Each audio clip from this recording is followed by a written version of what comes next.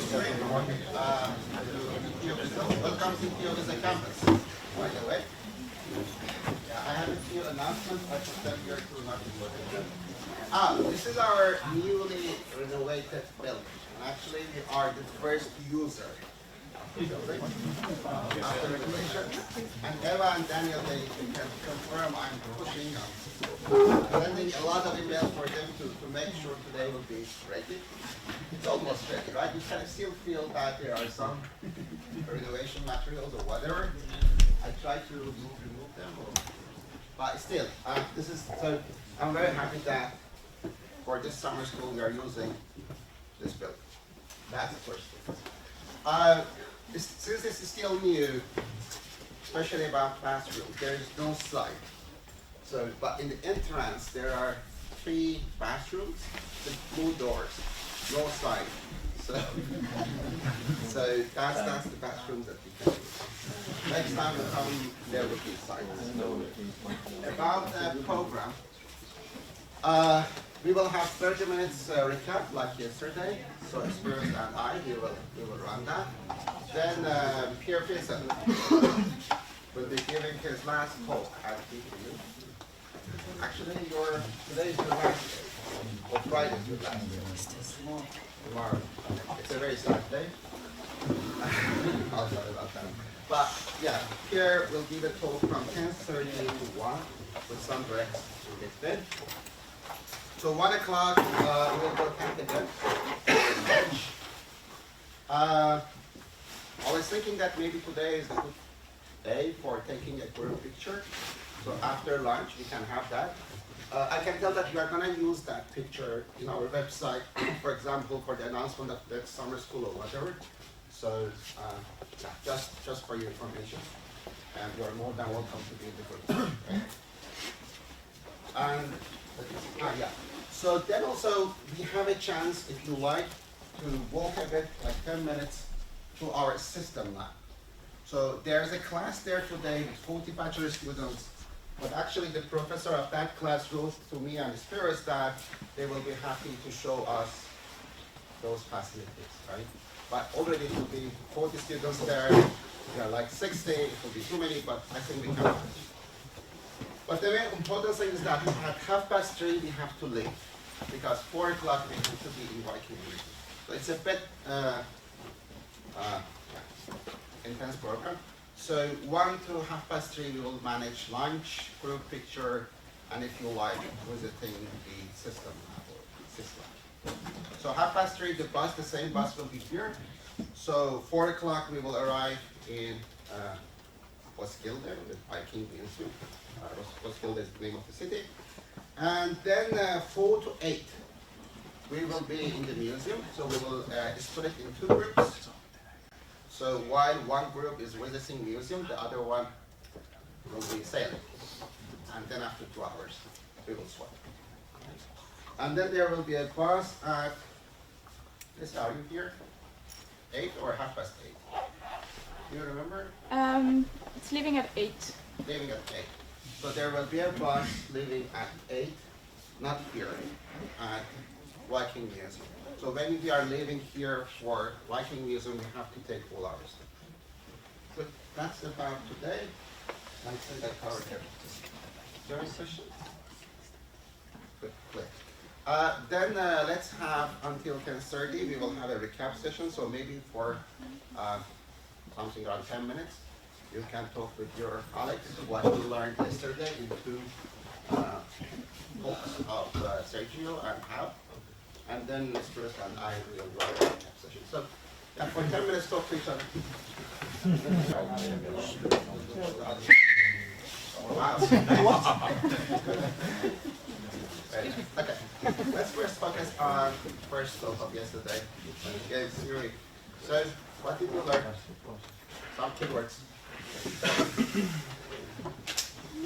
By the way, can you see all whiteboard? The upper part, yes. Okay.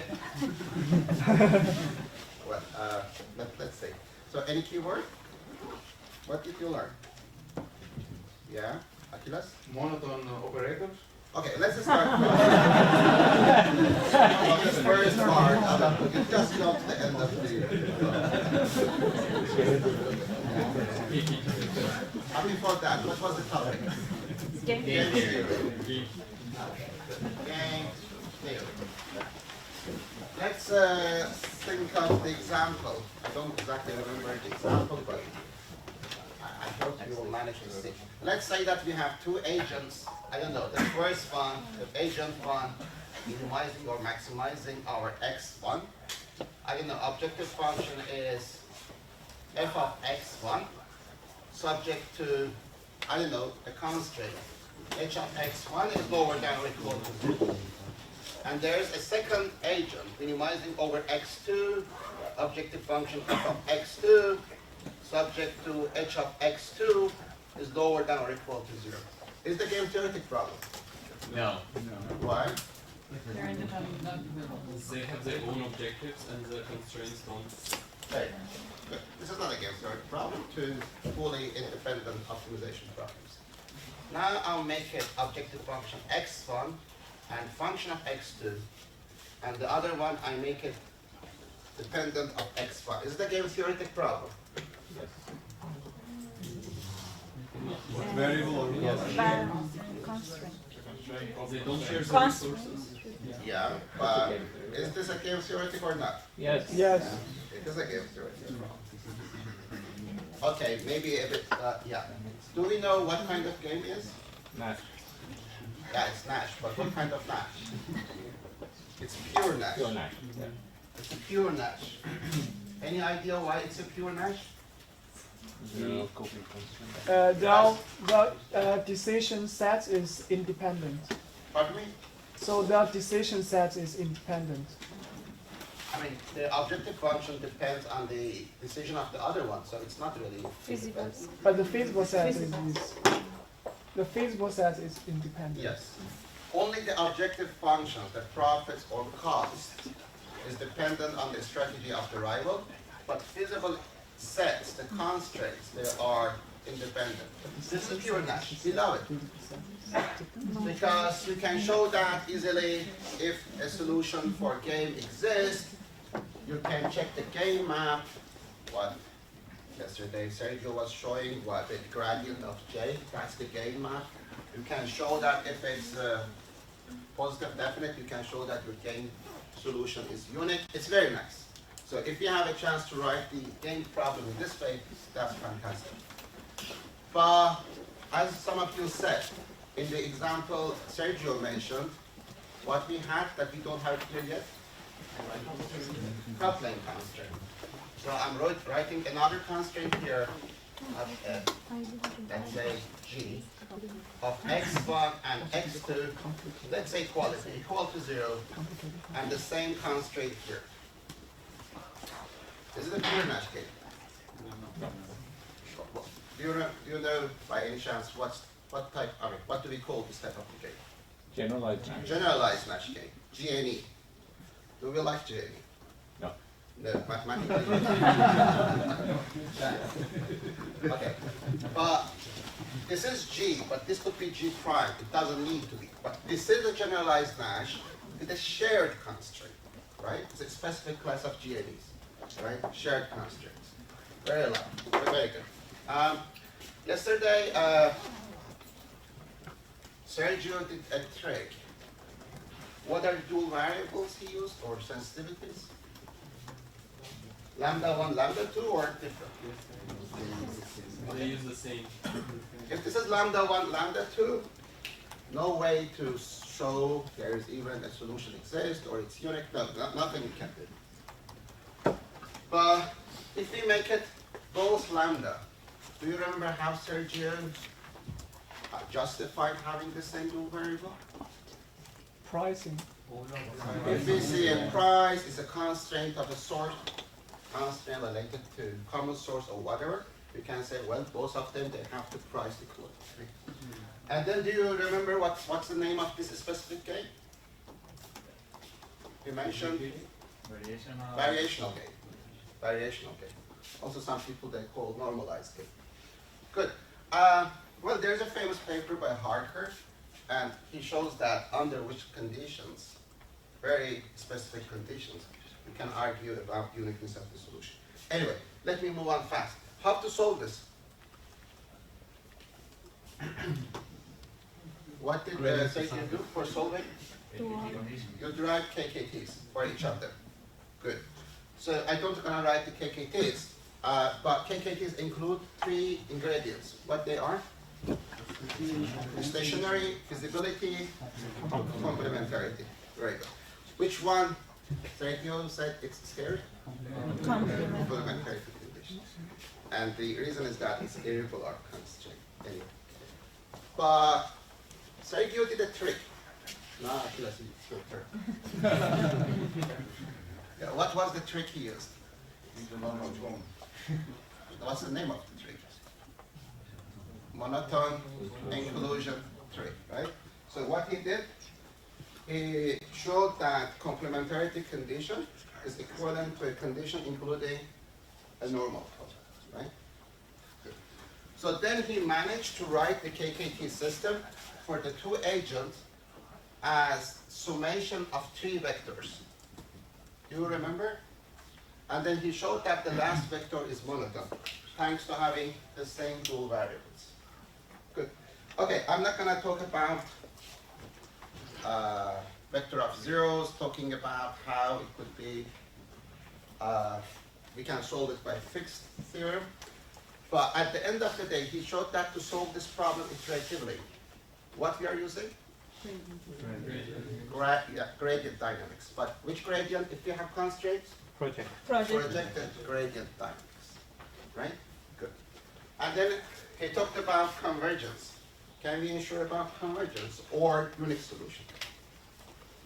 Can we? If they're monotone, I guess. No. And to be honest, the reason is that it's GNE. If it's not GNE, we can prove. But if we have a GNE, we may not. Right? The last thing, it was a question that raised yesterday with Sergio, how we can link it to learning. And in the first session by Shai, we talked about fundamentals of learning theory. Any way to link game theory to learning theory? Learn the gradients? Yeah. So in what conditions in reality or what circumstances that people doesn't know something that you need to learn gradients? Can you give me an example, for example?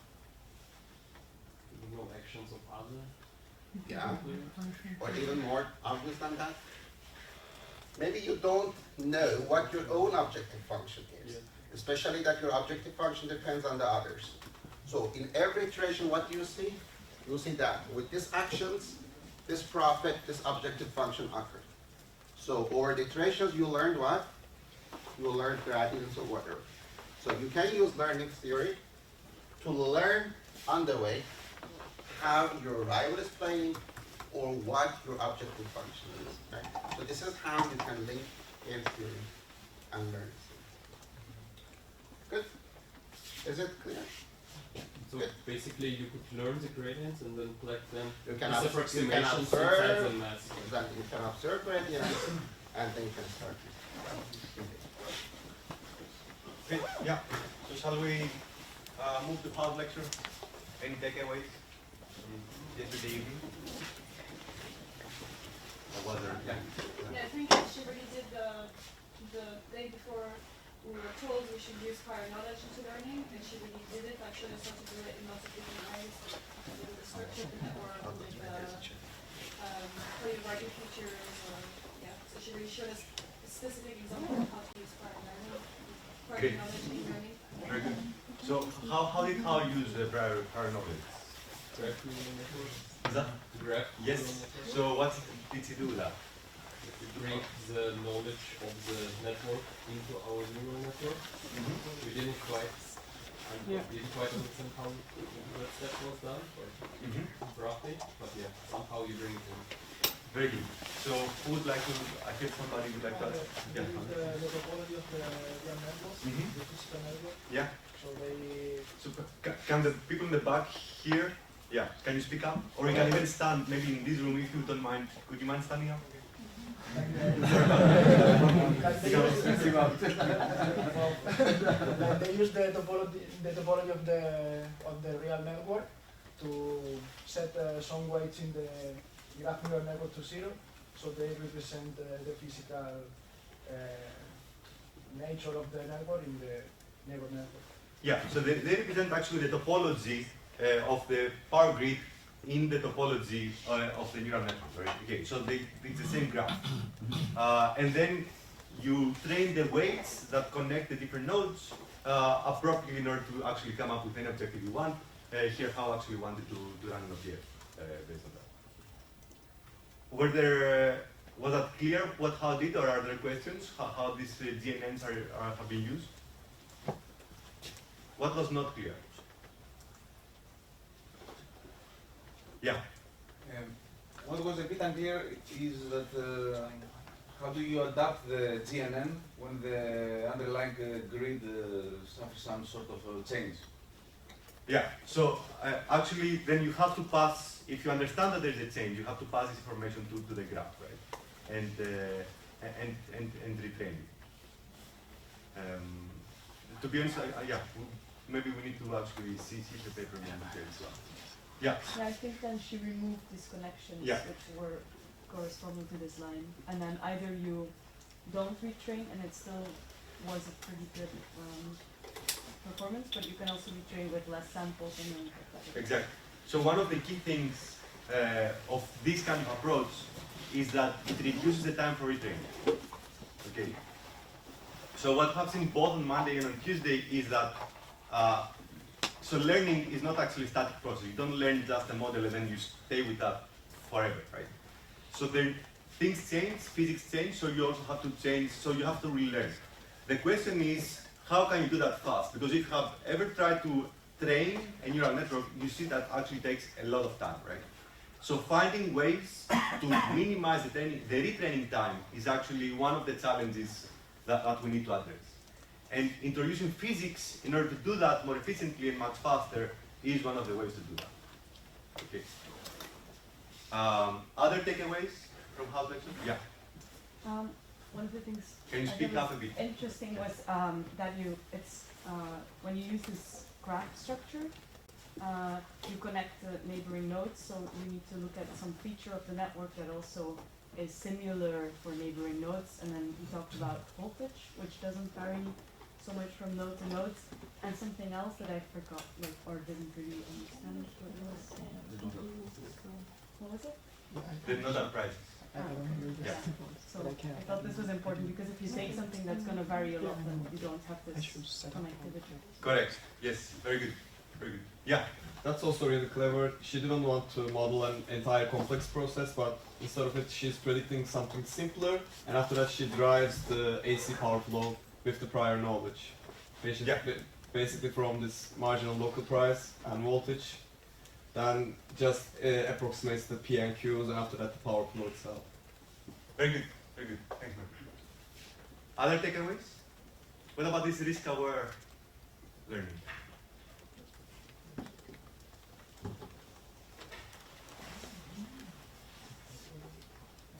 Yeah.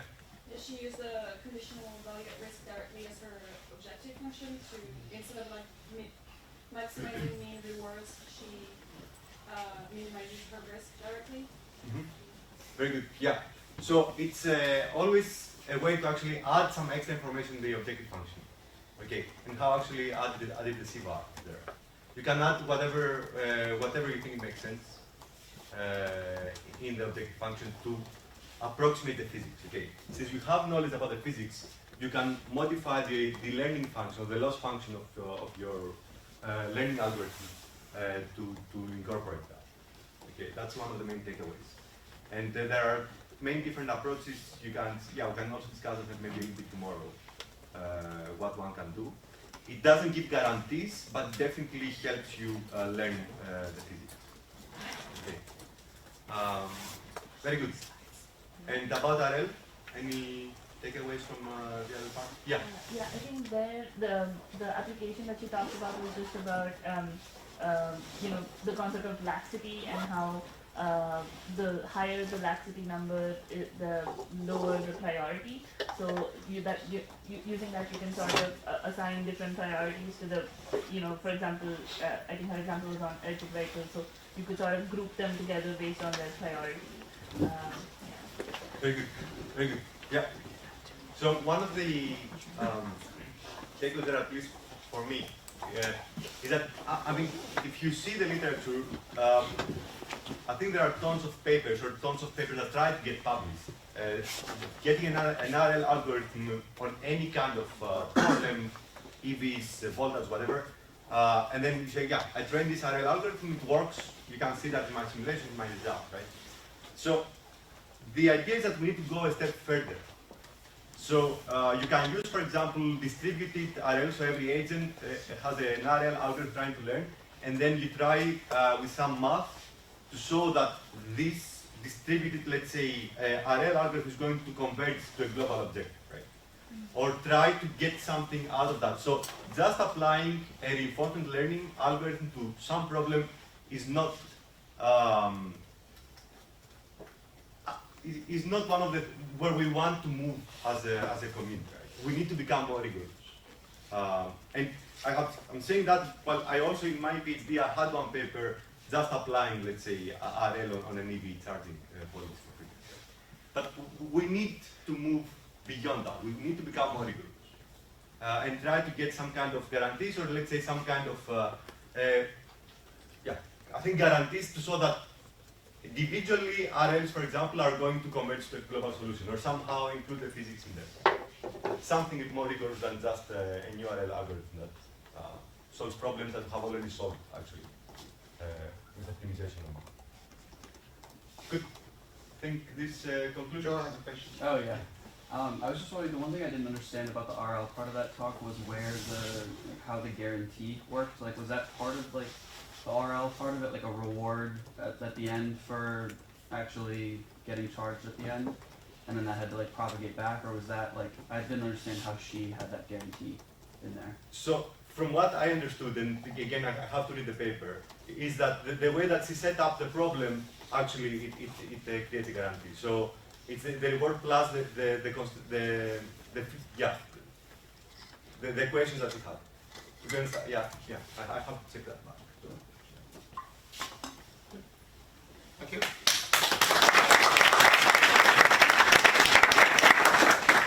Ale, are we good to start or we Yes, 5 minutes? we're good to start. We are? Yeah.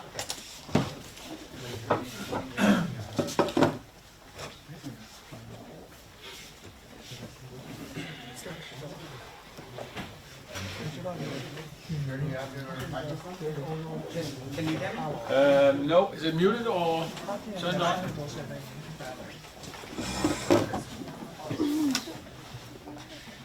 I said unmute, but it doesn't want to unmute. Maybe unmute. Now it's okay? Can you hear me? Should I say mute off? Should be on? Try again, Pierre. Can you hear me? Yes. Yo? No, they'll go. In the back, everyone here is Pierre. Okay. Let's get started. Again, welcome to DTO User Campus. Today we have one lecture by Pierre. Well, it's a bit special time for me introducing Pierre. About Pierre, moved from France. He got PhD from France and moved to Denmark 13 years ago. 16. 16 years ago. So first he started at DT Compute, then he moved to DT Electro, and then he moved to DT Management. So at DT Electro, actually established, we found a group called Energy Analytics and Markets, ENMA, and actually it was Pierre 7 years ago, he hired Spiros and me. So we were working together for 5-6 years, something like that. And then Pierre moved to DT Management. Management engineering, right? Management engineering, not management of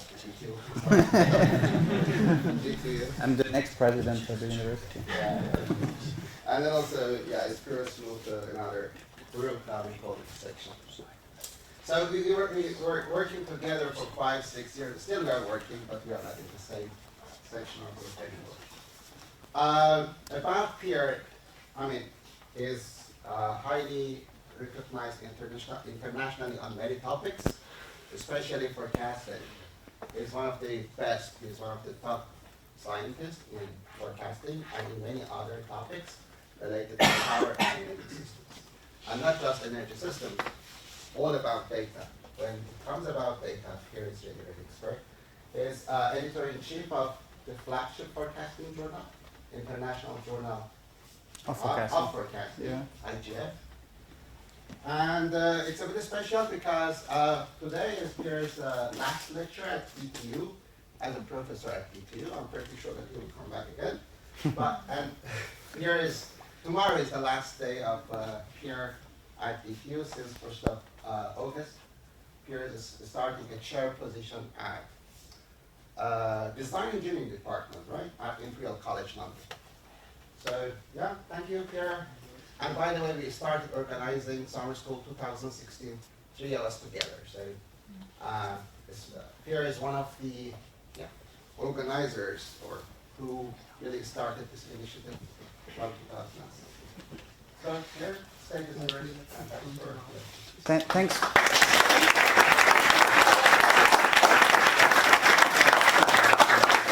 Okay, cool, thank you. Thanks for the very short introduction. So it's very nice to be here today, and as my last present, Jalal imposed the topic of the lecture. All the other lecturers could decide what they were going to talk about, and me, I had the surprise when I had the program. That's what I have to talk about, right? So we're going to do that. I want to talk about data markets, and I try to make it not technical at all, right? I mean, okay, there's a few things, but it's not very technical, maybe not as complicated as some of the concepts you discussed the other days.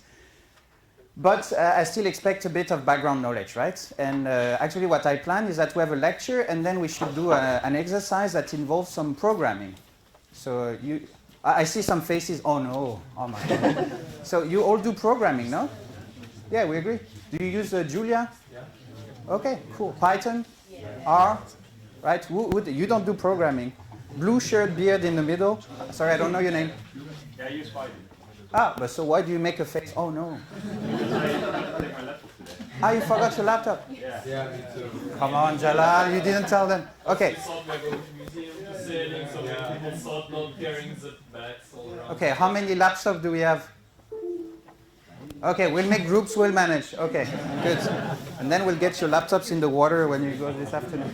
All right, but so I have to say thank you to different people. I mean, I didn't put a list of names. I've worked with a lot of people in this topic. That includes Jalal, that includes Liang, that includes many other people. And we got also quite a bit of funding to work on that and some data providers. I mean, it's not very important. You can find them on papers. So that's the agenda for today. I want to, I mean, I call them experiments, but I want to discuss a few things with you to get started with, because I don't know if you, this is also going to work with this one? So cool. No, it's a bit too, okay, it's too fancy for me. All right, so I call them experiments, but it's not really experiments, it's just a basis for discussion. And I say it's because this idea of data markets, maybe some of you are used to the idea, but I think for many people it's not a concept that's so common. So we're going to use that to go to get you into the context of data market. And then I'll take over. I'll really describe, you know, what's the true context, why and how it's going to work, this kind of idea. And then I'll focus on one type of data markets. There are quite many data markets today already that exist, and there are many developments. So I'll focus on one type, and I'll mention the others, right? And then we'll have some kind of case study application so that I show how, you know, how it would work in practice. A few of you have seen a few slides that I have here, but I think overall you've not, I don't think all of you have seen this kind of lecture before. Okay, and you're sure it works, Pierre? Huh? Yeah. Okay, cool. So I have a first experiment because we've been, so some of us who work on this topic, we've been talking with many stakeholders, you know, in industry, in academia, and everything. And there are so many type of feedbacks we got that makes us think, I don't think people really understand what we want to do with this, right? So I would like to know if some of you have a data point they would like to sell. Someone has a data point he or she would like to sell? Single. If you have many points, I'm very happy, you know. It might be even more valuable. So do you have a data point you would like to sell? Sure. Yeah? You have something? Okay. What is it? Linda has a data point? Yeah, Cool. So what are your 2 data points? Please first. What's your data point? Simulation results? So you have some simulation results as a data point. Okay, cool. Yeah. All right. And Linda, what do you have as a data point? I thought to sell my height. Your height as a data point? That's a very good idea. Okay, that's a very good idea. So for the others, I mean, first, I mean, I think there's a first issue because you react directly. But I think many of you wondered, like, what even is a data point? What is he talking about, right? I think we all consider data. We see this word everywhere. But when we say a data point, something like a product you would like to sell, I mean, what is that, right? So I think that's one of the first issue. Is this going to work? Yours? Yeah. So yeah, no, it's fine. I think it's just I have to go over there. No, just leave it. So one of the first issue is what is a data point? I think it's basic economics. You know, if you want to decide that we're going to have some kind of economy around a product, we have to first agree what the product is. Okay, and we are so used to many products in our life. You know, you buy food, you buy a car, you buy a service. But when it comes to data, what is a data point, right? So you gave 2 types of data points, but there are so many others. Do you know the formal definition of a data point? No? It's anything that encodes information, right? That's a data point. So an image is a data point, right? A piece of text is a data point. A number is a data point. As long as you encode information, it's a data point, right? So then, when you have this data point, the biggest type of feedback that I got in the beginning, I think Jalal also was there a few times, why would I sell it in the first place? Why would you sell your simulation results? Because you can use it and earn some money, and if you are earning money, why should I also? Because I put some time and effort on it, right? Okay, so that means you're already jumping to the third point, you're already assuming it's valuable, right? Yeah. So why would you sell the data point? If you want to maintain and keep what you are doing, you need to have some funding. Like because having that data point, you have some costs for yourself. You want to cover that. Okay. Partially at least, right? So for you, it's to get research funding. So do you think Linda selling a height is going to give her enough funding for the rest of her PhD? Or? Yeah, cool. So why would you sell it? And actually, that's where we're a bit in the gray area. I think we have many philosophies out there. You know, there are people who are very liberal, so we should sell and buy everything, right? There are people who are really open source. They're like, Pierre, stop it. We should just share data for free, openly, right? But I think we've all agreed in our societies there's this in between, right? Some stuff can be openly shared. Some stuff are just not shared at all. And then we have this kind of gray area that's a market where we're going to find ways to organize an exchange, right? And decide what's the value of things. But then the final thing is how we determine the price I want to sell it for. So what's your price for your simulation results? Yeah, that's a tough thing. It depends on how much money you are going to earn. So. No, but if you say that I produce the simulation results, yeah, but just as face value, you should think, okay, you know. Then I should think my hourly price, I guess. That's the fair thing, right? Yeah. What about the cost of computing? What about those are also included. The cost of thinking now that you're going to share your simulation results? There are some guys here, they're going to beat you at your own research, right? So Sure. you have a potential loss, right? Sure. So there are many things to consider. And I'm very surprised that there's normally when we think of data, the first thing we think of is privacy, right? So I have a data point. It's a very cool data point. It's here. I have a compromising picture of one person in this room drinking some Moscow mules with a handsome Dutch guy on the beach. And we could think they are together, right? Super compromising, okay? That's a very cool data point, right? So why would I sell it?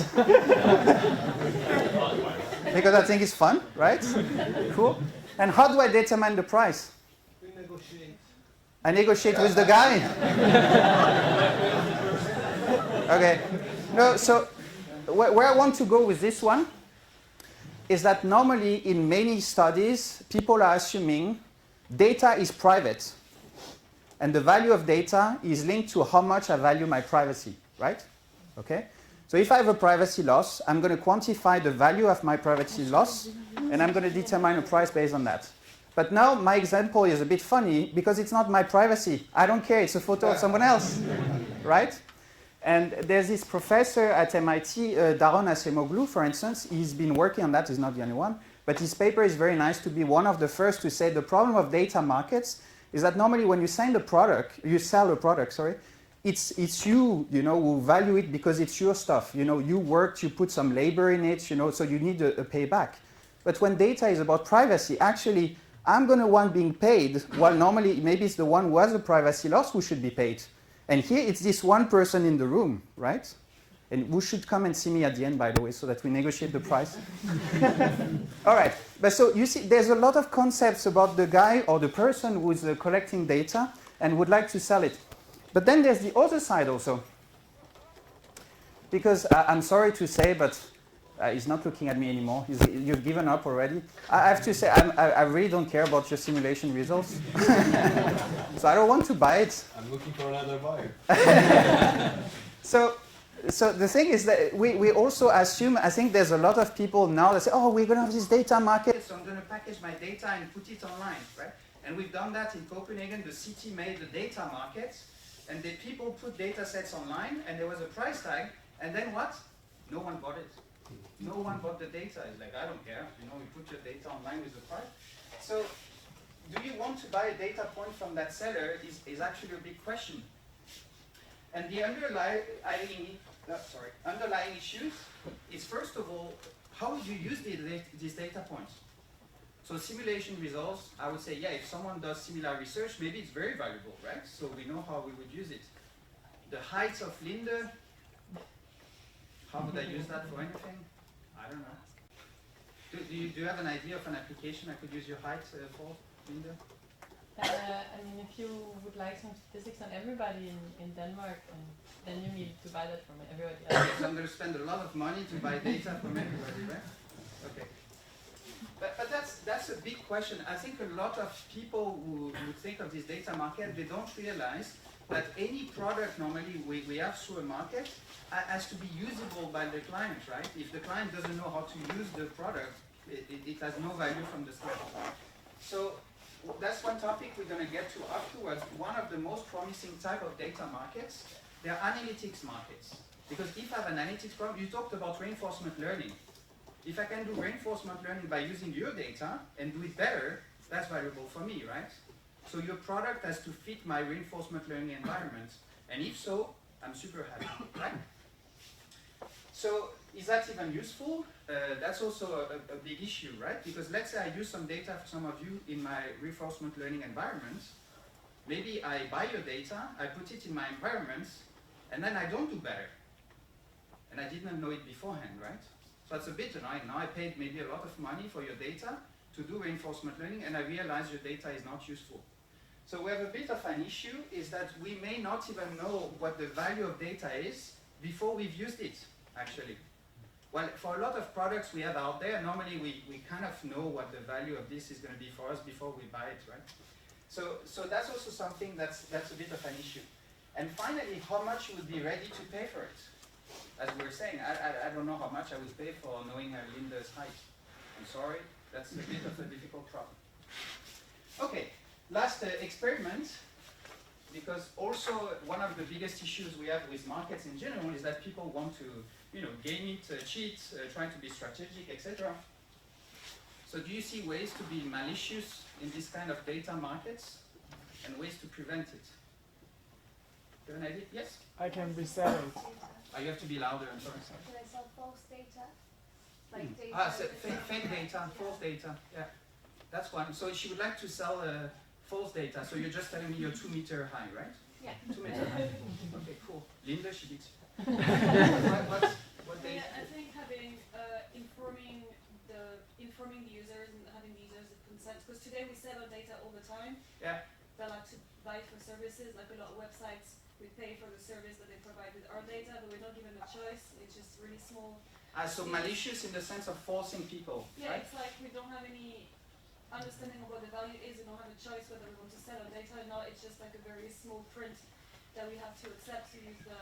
They don't know that. So I think that transparency and consent in the way the transaction is done. So that's a very good point. Anything. So that's where we're going to get to that later in the lecture. One of the biggest issue we have when we think of data markets, because data markets are already everywhere. She gives a super cool example. We are all part of a big data market. The thing is not transparent. We don't even realize, most of us, it's a market, right? We just give our data away. People are making money. We're not being paid back. Okay? That's the basic idea of a market. We could do that for so many other things. You know, you screw everybody else. You don't pay them for the product. And it's not transparent. So you even want people not to realize it's a market. You know, that's the best. So that's the ultimate way to be malicious here. And there are different groups that work with data markets. That's what they want to do, actually. They want to break the system where you should be paid back for all the data Facebook or whoever is getting from you. Okay, another malicious approach was to fake data, right? So any kind of market should, you know, catch that or punish you for that. You don't see any other way? Linda? Yep. You could sell the same data point many times. Yeah. So that's the cool thing with data. If I sell you, if someone wants to buy my phone, right? I sell you my phone for 2,000 kroner, 250 euros, right? But then I don't have my phone anymore, right? The product is physical, I give it to you, it's gone. But with a data point, if I sell it to one of you, I can sell it again to someone else, right? Or I can put a little noise on it, so I start to cheat a bit, right? And I sell it to you again. I sell it to Linda again. I say it's not the same data point. See, the value is different, right? And I didn't sell it at the same time, so it has to be a different one. So we have a bit of an issue with data, is that data can be reproduced, it can be manipulated, and people could sell it multiple times, right? So we have a lot of issues with the design of these markets because of all these ways to be malicious. There are many, many more issues with data markets. So if you look at the literature, you will see quite a lot of those problems being covered. Okay, so now we've been through these experiments. Hopefully you got a good introduction. Let's go through the actual lecture. Good. So when we started discussing about this data markets, and you guys, you're into energy, I guess, if you're here, right? So idea is that it's super valuable for energy. So anything you would call smart energy, that means there's going to be data, and we can create some value from the data. So it sounded so obvious we could have some data markets. But actually, I have many colleagues, so at Imperial College, for instance, they're very keen on smart cities, smart transportation, right? There are many colleagues who are keen on improving supply chain management. Because if you have these data markets, you could do better forecasts, you could do better optimization.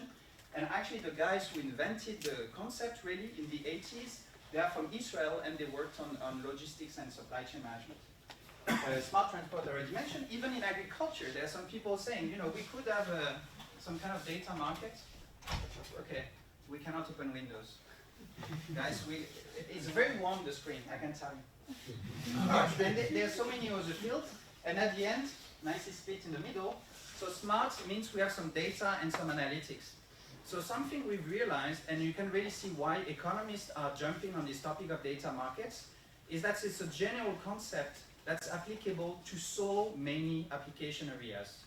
From anything we can think about to anything you can think about.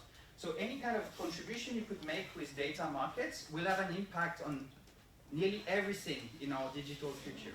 That's a very, very nice topic.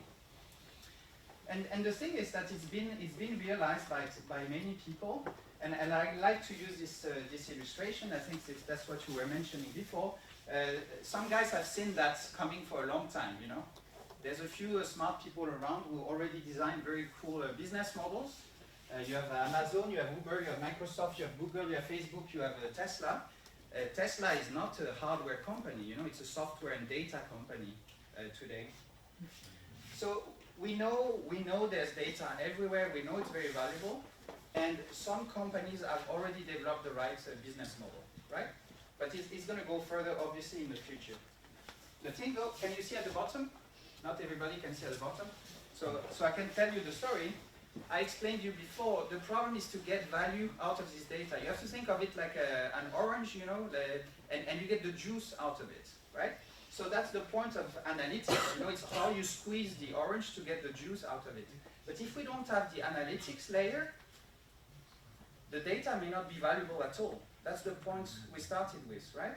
So that's why many of us, when we propose some data markets, it will be in a specific framework. I want to do classification, I want to do regression, I want to do reinforcement learning. And then I can reveal the value of the data. All right. So then later on, we'll focus on a simple problem that is regression. You all know how to do linear regression, right? We agree? Okay, that was not super enthusiastic. So please, you have 15 minutes to go back to your basics of linear regression, because we'll have to do linear regression afterwards. Okay, what I want to say there is that there's a lot of things for which we invested in improving in terms of analytics. And the two main fields I think people have heard of until recently, because now there's an obsession with federated learning, so I should add an extra thing. But it was big data and edge computing, right? So when we do big data, we just assume we're going to be able to centralize all the data, and we can do anything we want with it, right? So somehow I've already assumed, same we heard earlier, I've assumed I can collect data from anyone. Great, and I can do whatever I want. Very costly in terms of computation, big environmental impact, whatever, we don't care. Edge computing, you accept the fact that the data cannot be centralized, right? But somehow you still expect that you can, you know, get access to data, do stuff with data, even though it's distributed, right? So normally that's the promise of IoT. We have a lot of sensors, we have a lot of devices that can collect data, and then we could just deploy an algorithm that's going to interact with all these devices. Okay. The problem, though, is that we have assumed here that even though the data ownership is distributed, so many people, many devices are collecting data, you can do whatever you want with it, but it's not true. I mean, more and more people are clicking, you know, do not consent. And we're doing a lot more today with encryption, making sure that the data is not being shared, etc. So we need to find a new framework so that we make sure that we get the value out of all this data being collected. And that's why we come with this idea of this data markets and market-based analytics. It's a way somehow to get the right incentives for people to want to share their data, right? So that's what we want to discuss in detail today. And then she already ruined my slides, because we're already doing it, okay? So do you have some idea of some applications where your data is already somehow going through a market and you don't even realize? Yes? Online advertisements, right? So online advertisements, that's one. Do you have some other idea? Social networks. Social networks, that's an obvious one. Do you have some other ideas? Search something very wicked. No, you don't have? Yeah? Google search, like the search you've done in Google. Yeah? The search done in Google? Yeah? Insurance? Insurance? Credit. Banks with credit card usage? You can continue. Continue. More wicked, more wicked. Yes? When I use my GPS on the phone. Yeah, so location. Every time your phone is on with location, you know, the data is collected. That's really cool. Yeah? It's super valuable, by the way. It's some of the most valuable data that's being collected. Yeah? Public transport tickets. Yeah, same story. It's in the same thing. Shy Manor, you met on Monday. He didn't tell you maybe about that, but a big part of his career booming was that he showed how to do machine learning to exploit all this data from mobile phones. Did you brag about this one? I don't know what he sold to Nokia and the others, but he's been super good at doing this kind of stuff. You have more? I have one more, because there's a book about it that you should buy and read. It's dating sites. There are so many people today who use Tinder and other dating sites, and actually they can learn so much about you from the data they collect with dating sites, because you're being very private, you know, when you go on a dating site. By the way, many people lie also, so we have to but still, dating sites are actually some of the best data collection places for private data. And there's a guy who started one of the dating sites, the big ones in the US, who wrote a book about it. And the opening statement about the book is like, I can tell so much about yourself, right? Based on all the data collected. So I can give you the book if you want. I mean, the link to the book. I have only one copy and it's in London, so. Okay, but now I see I'm a bit slower than expected, so yeah, but if you don't have your computers, we might also change a bit the shape of the lecture for today. So I want to go into how we want to make it work, right? Because there are different ways now that we say there's so many data, there's so many potential type of data markets. How are we going to make it work, and why does that make sense for energy? So for energy, there's this example, and I can tell you, Jalal and I, and also Leon, we've been really struggling about, how to go with this example to show that it works. And there's a guy also called Thomas here today, no? There's no Thomas Fakura? Oh, Thomas didn't come. Okay. Thomas is doing a PhD on this kind of stuff. So you're going to give me your opinion, right? But we start with this basic example. I use a lot of examples today. As I said, it's light in mass, a lot of examples. But many people in the room maybe have worked with electricity markets. And now in electricity markets, you could think of wind farms, it can be some other kind of renewable generators. They're going to use forecast to bid in the market, right? And the way an electricity market is designed is actually very nice in that sense, is that any kind of forecast error is penalizing. So you have a strong incentive to improve your forecast, because if you have a better forecast, you would make more money, all right? That's so good. That's a good starting point, context for us to do data markets. Okay, so here you have 3 wind farms. They bid in the electricity markets, and because their forecasts are not very good, they make money, but they think I could make more money, all right? So people like me have been going around for 15 years now, telling these people, you know what? If you share data, I can prove you will get better forecast. That's sure. I mean, it's 100% guaranteed, that's sure. And then what do they say? No, not sharing data. No, never. There's more complicated problems than just I would say the incentives and the money. Sometimes it's just a pure competition or spite, I just don't want to share, okay?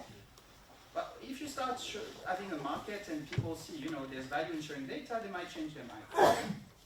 But they don't want to do it, okay? Good. So what we want to do is that we want to design this kind of markets, and we call it regression markets because a lot of the problems they have for doing forecasting, it's regression problems. And then we say, see, for instance, this guy, wind farm B, can say, I want to do a federated learning with wind farm A, so some distributed computation, right? So I don't use the data of wind farm A directly to improve forecast here. We do it, with a distributed learning kind of setup, but I could still make use of data of wind farm A. And I pay something in return, right, as wind farm B. Another deal can be made with wind farm C. Wind farm B say, I directly buy your data, and I will use your data in a model of mine, right? Okay? So at the end, what happens? Wind farm B, and paying back, by the way, sorry. Wind farm B bid in the market with a better forecast, so wind farm B is getting more money out of the market, right? Wind farm A and wind farm C, their bid have not changed, so they're making the same money, but they're getting extra money from wind farm B for having helped, right? So everybody's better off. It doesn't sound obvious to you? You don't see a problem? No, because the other ones would lose if the wind farm B profits more. Why do you lose if you... there are many people who are richer than me. I don't feel I'm losing. I'm just happy for them. If they compete all together, right? Aha! There's competition. The thing is here, I've showed you a rosy, naive world, Like, I get the same money out of the market. But what if wind farm B, by having more information, can be not just, having a better forecast, but can be more strategic? Because maybe I can know what these guys are going to produce now, because I get their data, right? So I could also try to tweak the market a little bit to profit more of this competitive environment. Do you follow me, or you don't agree? Like Pierre would never do that. I've met so many traders, they are so nice, they would never do that. So they would do that, I can tell you. All right, so that's why, I've discussed it mostly with Jalal and Liang, but we have an issue because we have to prove that this will work. I mean, you say, no, it doesn't work, there's competition. So we have to show that if you put a data market layer on an electricity market layer, we will really make sure that these three guys are better off, right? I use guys as a gender neutral, and by the way, it's not a male or female. Okay, so that's where Sergio should come in, right? Because we have a game, there's learning in games, I guess. And many of the tools you may learn this week could be useful for tackling this problem. So yeah, you're not going to meet Thomas, but Thomas is one PhD student of Jalal, who should work on this in the coming future. Okay, cool. So now, let's discuss, there are three types of platforms that we could consider.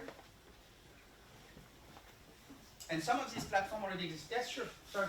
So it's a little bit related to this previous slide, but it's kind of a question that, for me in my mind, what you're arguing is that some market participant could cooperate, right, in price formation or sharing information.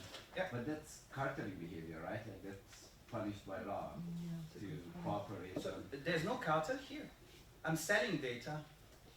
We are non-cooperative here, right? So it's a non-cooperative setup. I've not gone into a cooperative setup yet. So I'm my own as wind farm B, he's his own or she's his own as wind farm B, and he or she is his own, her own as wind farm C, right? We keep non-cooperative. So you have two non-cooperative layers. That's the data market and the electricity market. And we're not even trying to look if there's a coalition formation or anything. I have one reference I gave you in the further reading at the end, where we've been working at coalition formation in some application. But here, it's even before you look at coalition formation, in a fully non-cooperative setup, you would like to be sure everybody's better off, right? Because you don't believe it can work without a cooperative layer, or? No, for me it's really close. So I feel like it would be slightly illegal to share data, and because then you're really affecting each other's price formation and pricing strategies, and you slowly get to become. But that's business. Yeah. If it's a product and I sell it to someone, why is this? Yeah, I think it's a good. Yeah. That's good. Right. Yeah. But if everybody is allowed to buy, then it's not a cartel. Then it's. That's the point. Why is this? I'm not. I mean, here I give you an example. I've never said wind farm A say I will only sell to wind farm B. There's a market and B won, right? Something like that. It's not. It doesn't have to be as a personal one-on-one agreement. It's an open market. I agree with you. If you start allowing that we make direct contracts and others don't have access, maybe you start thinking, okay, I'm not sure it's very open and it's going to end up having collusion effects. But if you design it in the right way, it's going to be non-cooperative and open, transparent, as we heard. Yes, there was an comment? Yeah, and where do you want to put the line? I mean, if this two-way contracts go so fast, and after that they can assume or they can forecast your bidding as well, so and after that you are sharing your bids with each other, which can affect the market. That's why I say with the learning in game, and we had a small project idea with a former student, Anubhav, where we're trying to think of it, is that as there's some data shared, this could change your strategy. Because somehow you also learn about the equilibrium point in the market, and you don't really need to know the trading strategy, you know? There's limited information you need to know about the equilibrium in the market that you would use to your advantage. So anyway, a complete study here would be a learning in game study to try to show where it's going to converge. And you could use a reinforcement learning agent, as Pierre was mentioning, for each of these guys. You could do many things, right? But you're right, and that's why I said it's a simple example, but even like this, it's such a complex problem to study to actually show and prove that it's going to work and everybody's happy out of it. So you see, you come with your different angles, and they're all valid, right? Then we heard also, what if wind farm A cheats and give completely rubbish data to wind farm B to make sure that wind farm B gets worse forecast in the market, right? So you also need some right incentive for everybody. Okay, we can have a very long discussion about more discussion about that. So if I understand that, the wind farms are bidding to the market, making some money, and also they are sharing some data with other wind farms as a product to make more money. To make more money. So the fact is, the challenge that you are describing is that some wind farms can take more advantage from the data that the others are sharing. Exactly. But why is it a problem? We can buy a seal in the market as a product. We can buy some powder, some other product, and some people can make a knife. Some people can make a gun. So they make more money already. So what is the problem? So okay, so I'm not sure I agree with where you went with this one, but I see your point. But I thought you were going to go in another direction. So he's making a very good point, and that's why I told you we are in a gray area. And the gray area is not about a knife or a gun, it's about public versus private information. I can already tell you that. One of the issues we have here is that WindFarm A might say, I have some private information for you, and I'm going to help you improve your forecast. But WindFarm B is not stupid. WindFarm B knows there's some public data from the National Weather Institute that's not very far from WindFarm A, right?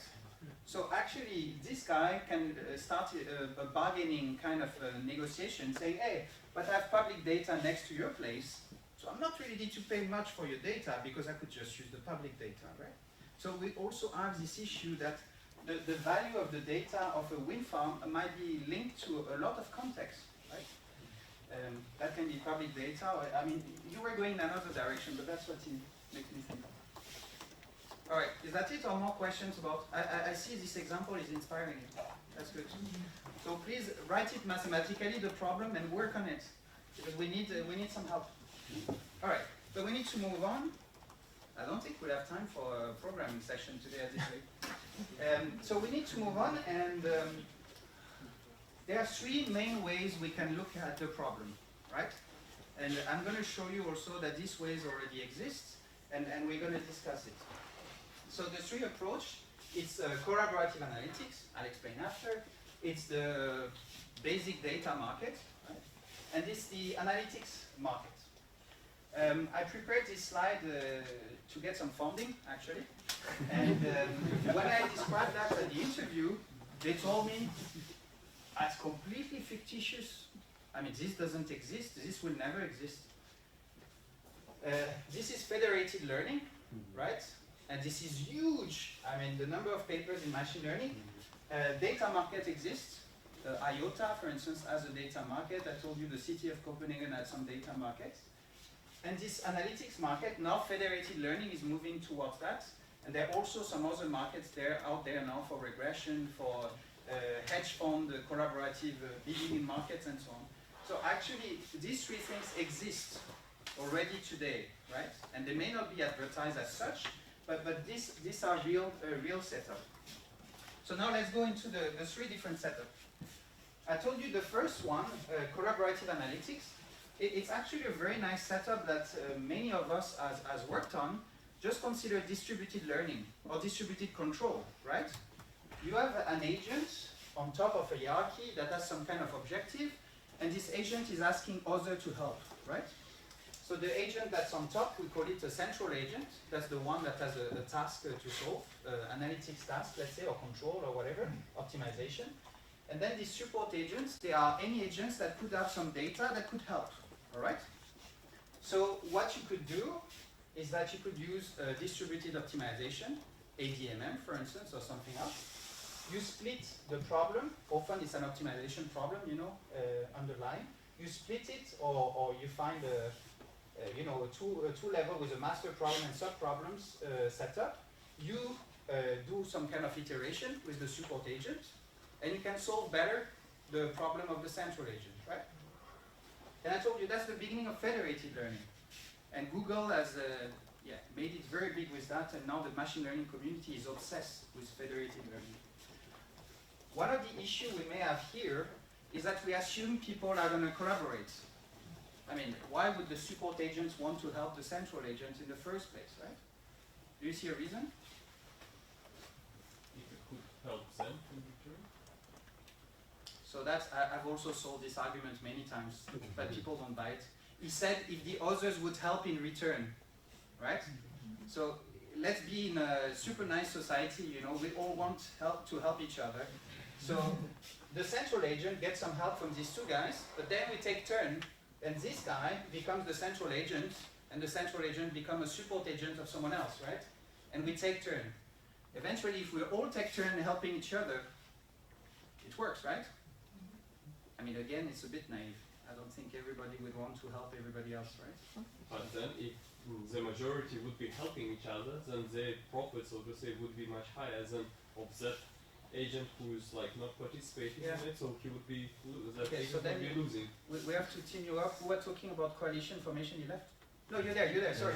Coalition formation. So that's a very nice, super difficult to study this problem mathematically, but yeah, you're right. If there were some kind of coalition in federated learning, that you see groups of agents that are helping each other, I think you could show that this kind of, this, as a cooperative game, you know, this group is stable, and then the others would lose, right? If you were to show that, that would be super nice. But we have not seen works that prove this kind of thing, especially not in general, because I mean, you have to prove that for any type of problem. Maybe if you have a convex optimization problem and you make some assumptions on the agents, you could prove something, but any general problem, reinforcement learning, non-convex, etc., I don't think we can prove anything, right? But that would be the idea. So, you can go further than that, is that, yeah, what would be the size of this coalition? I mean, there's so many questions. Let's not go into this one. It's better we move on to the other ones. They're more fun. In science it works. Sorry? Together we can publish a paper, and without we cannot, for example. It's called collaborations in science.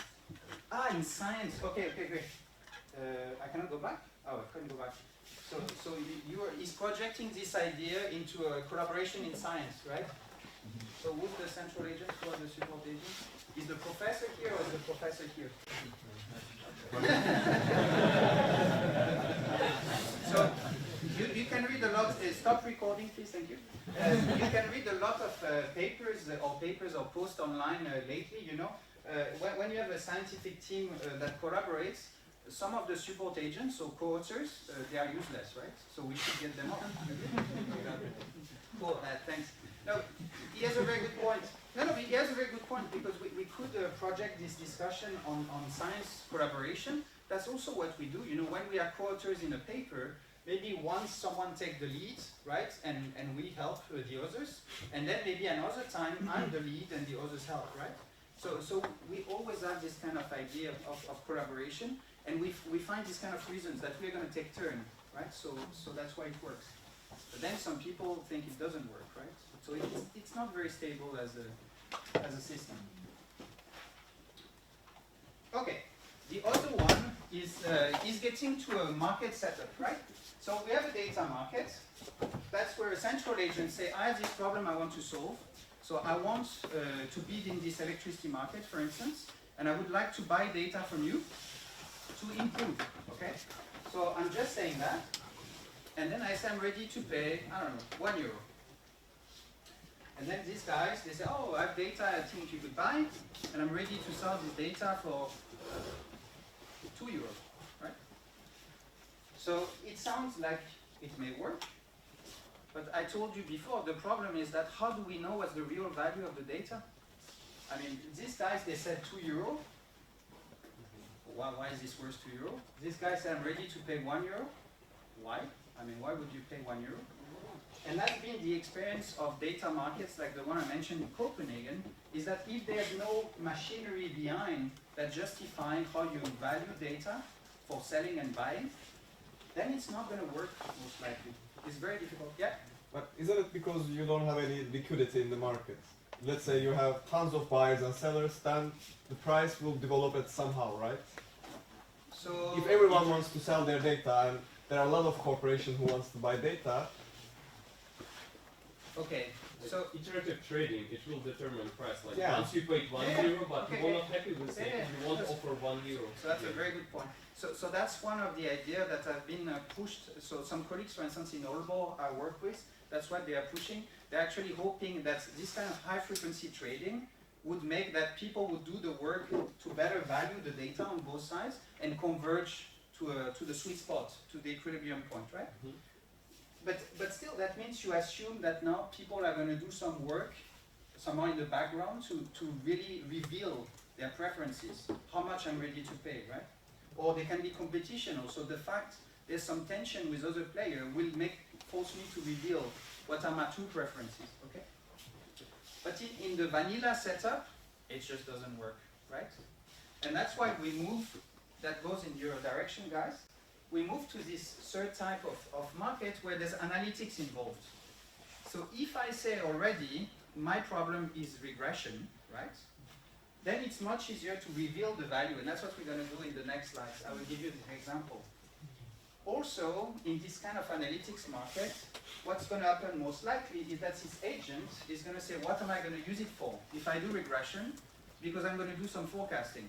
If I do some forecasting, it's because I'm going to bid in the market. If I bid in the market, I know how to value the accuracy of my forecast, right? So then you pull the string backwards, and you say, okay, but now I know how much I'm ready to pay for this guy to help me improve my regression, all right? So I think many of us are going towards this kind of framework now. Yeah, 2 seconds, because this one is cool, the high frequency trading, but that sounds overkill. That sounds like overkill. What if we could declare some kind of problem and somehow all the machinery by design can reveal the prices and preferences? It's super nice, right? You want to say? Is it a data market in this case now? Maybe it is already a product market, since I already did some analytics on my data. I provided like kind of already a product that like this is what you can do and this is how it works with this data. So, no, so it is still a data market because the product that will go between these guys is data, right? Even though we've agreed on an analytics problem, whatever is going to be shared is data, right? So that's why people still call it a data market in practice. Yeah, I forgot to want to first. Go. So I'm thinking that what you're describing is maybe a product design issue, right? Because in the previous example, you don't have a uniform product, right, that you're trying to sell, so it's really hard to have liquidity on it as Exactly. willingness to pay and stuff like that. And what you're proposing is basically designing a product which might be a regression or something like that, which is kind of uniform, and now we can design the value for it. Regression is not the product. It's kind of the boundary condition that we put in the market to say that's how we're going to, that's what we're going to use to value data now, right, on both sides. So I see your point, and I think you're right in what you want to say, but it's not the product itself that's the issue. It's more the framework in which we're going to value the product, right? So it's like, I don't know, for food, if we have a market for food, right, we say, guys, okay, it's a market for food, but it's for this specific purpose. So it's like international trade, or it's like, you know, the event business or something. So, but for food, it doesn't make sense. We say to trade food, it's uniform among different type of framework. The problem is with data, that's what we started with this experiment, the value of data is not uniform through different frameworks. So the idea that's being proposed by, not just me, by other people, is to say, okay, we have to agree on the framework, and now we can start discussing it, right? Yes, Lesia? So for regression, improving the accuracy of your regression, it might have some value for you, but that doesn't necessarily translate to a monetary value right away. I mean, it depends what you use your regression for. Yeah, that's what I was saying. That means still this guy, central agent, has to do his or her job to see what would be the value of improving regression, right? We'll get to that in future slides. No, I agree. This doesn't solve all problems, but it solves this problem that you mentioned, that we have this lack of uniformity, right? If we're not clear about the framework we're going to work in, it's going to be very difficult to value data, okay? But in this case, you would have different markets for different frameworks, kind of, yeah? Yeah, exactly. But isn't this an overkill rather than the previous approach, when everyone can be on the same market, but just like set their own price, what they're willing to pay for their application? Also, here you would have multiple markets, so to say, with like specific agents. We're not going to be friends. You're totally right. I think it is, sorry, I like to be informal, right? So I didn't mean it. Huh? Maybe we're going to talk later and maybe I'll mean it. No, seriously, the thing is that you're totally right. This is one, you see, I show you these three frameworks because it's actually one of the open questions now. What is the right framework, right? And I know some people, they're obsessed with this idea, and you seem to like it too, right? That we say, okay, these guys, they have to do more work somehow on their side to value or to reveal their preferences. And what we're going to do is that we're going to be better at having liquidity or having a framework to reveal, to have this tension, you know, to reveal the price based on preferences, right? That's one approach, okay? This is another approach which I think some of us prefer because we find it more transparent, by the way, again. Because here you say, okay, and we can do that already today. You go online on a platform, you say, this is the task I want to solve. It's kind of open now, guys can bid. It's like the day-ahead market. You know, you open a bidding session, you say, this is what we're doing now. People are going to come on the supply side, on the demand side, and this is what we're going to do with you. We're going to match you, you're going to get a schedule and a price, right? So somehow, it's a task. We've agreed on a task. It's an LP problem, or could be more if you go a bit further. But we've posted an analytics task, and we let people bid, and we solve the task together. So actually, we already do that. An electricity market is that, right? So it's not completely crazy to think, you know, we could just let people post their tasks. This is a regression, this is a classification, this is an LP. Come with your data, we solve it together, right? So, yes, Leon. I think it's very interesting because it also has to do with how you want to price the data, right? Yeah. In the second framework, the data sellers would have to say, this is the price I set on my data. And most of the time, when there's not enough liquidity, you don't really know how to price your data. Yeah. And the last one is kind of a way of saying, oh, this is how much, as a buyer, this is how much I price on your data. Yeah. And then that's a way of evaluating, or maybe there's a gap between how much the seller is going to price on the data and how much the buyer is going to price on the data. Yeah. And then eventually it's going to converge if you have enough liquidity eventually. Yeah. But I think without the last framework, it's really hard for the data sellers at the beginning to be able to price their data. Yeah. No, I agree with that, but I also agree with their points, you know. If you were able to create or to have enough liquidity and create this kind of tension in this kind of framework, I think it may work by itself, but it would have to be studied a bit more, right? Okay, but now I heard from Jalal, we want to have a break. Yes, yes. Okay, so we're going to change the plan. We're just going to do 2 lectures together. I mean, so this one split in 2. And then I'll walk you through the hands-on session I prepared for you, because I think you should do it at home, right? And you can write to me so that we can discuss it if you want. But I think it would be nicer since you have a lot of questions and stuff you want to discuss and no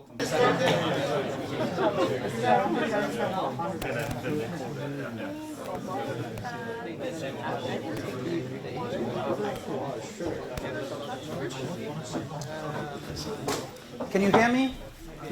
Vale? Can you hear me? Yo? Okay.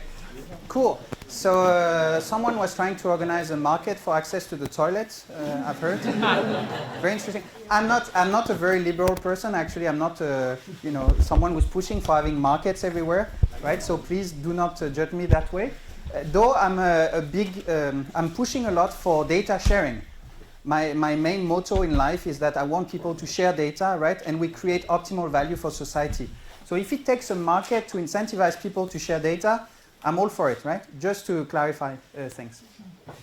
But now, so we're not going to go super technical, but still we've been chatting quite a lot. But now how do we make it work, right? And I told you I'm more into this analytics market side. So we're going to go towards this direction. And I want to show you how we're going to make it work. There are still many problems. There's quite a few papers that are coming out now, and some of the big names around the world are working on this problem. So there's a guy called Michael Jordan in Berkeley, who is the most cited AI scientist in the world. There's some people in MIT. There's Daron Hashemoglu I mentioned, who's going to get a Nobel Prize one of those days in the future. So there's some big names working on it. The thing is that I want to zoom in so that you have some kind of, let's say, tools and examples so that you understand how it would work. So we're going to focus on regression. You could think of many other analytics tasks, classification, any kind of data-driven optimization. You could do the same. The issue we have that I don't mention too much in the lecture is that you have some assumptions that are necessary.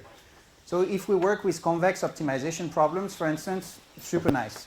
If the problems are linear, super nice, right? I know how to make it work. If you go to non-convex, non-linear, it's always more complicated. I think you've known that for many applications. So we're going into an easy world of linear and convex type of optimization. But then we'll see that we can extend that to some more complex stuff. Okay, so that's where we do linear regression. So I hope you use the break for revising a little bit what linear regression is about. I see Jalal took away my whiteboard. Or someone took away my whiteboard. So you all know what linear regression is, right? Thank you. Otherwise, if you do a PhD with a bit of optimization and data and you don't know what linear regression is, please open a book again. I think that would be a good idea. Cool. But that's linear regression, right? That's what we know as linear regression. And it's split just at the wrong place. We have to do a few tweaking for these screens. Okay.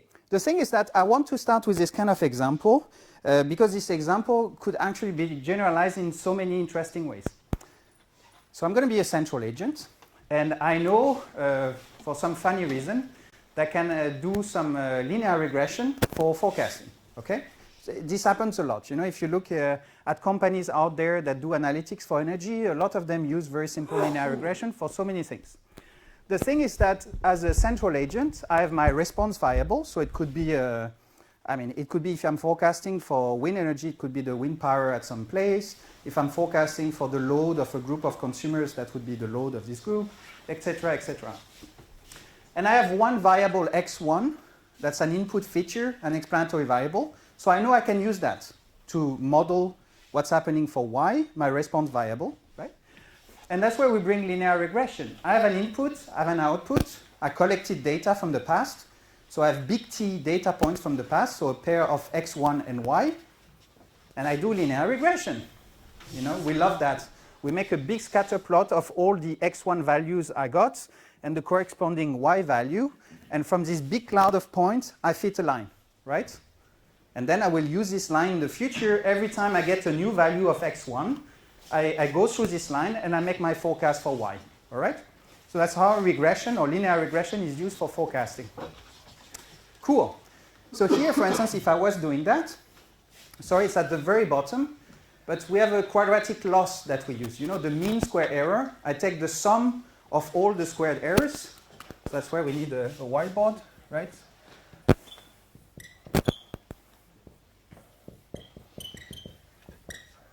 That's the definition of the MSE.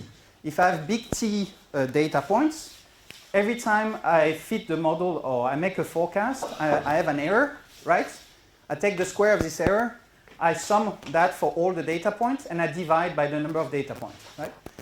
It's the simplest kind of metric you could use to assess the quality of a linear regression fit, okay? So I'm going to use this kind of metric, okay? Good. The thing is that I've made an assumption when I fitted my model that x1 could explain well y, okay? But out there, it's very rare that we have a single variable that explains another variable. Most likely, there's some other variables that play into this game. So here in this case, for instance, let's say that the true data generation process, so what makes y dynamics really, it's also driven by two other explanatory variables, x2 and x3. So you could think of it, I don't know, my local data is some wind speed at my location, and then, I don't know, this data would be, let's say, wind speed at some other location, right? And so to model wind power at my location, it would be nice I know my wind speeds, but maybe I could do better by knowing the wind speed of others, okay? So that's the thing, x2 and x3, it's not mine. I'm not the one observing the data for x2 and x3, someone else. So please, I hope you've listened the last hour. That's the nice framework for a data market, because if I think that's the true data generation process, and I've only modeled it by looking at the relationship between these two guys, I would hope I can do better if I could get these two data, right? The data for x2 and x3, and I could fit a model. We agree? Okay, cool. So I make my own fit. I look at the MSE. It's 3.96.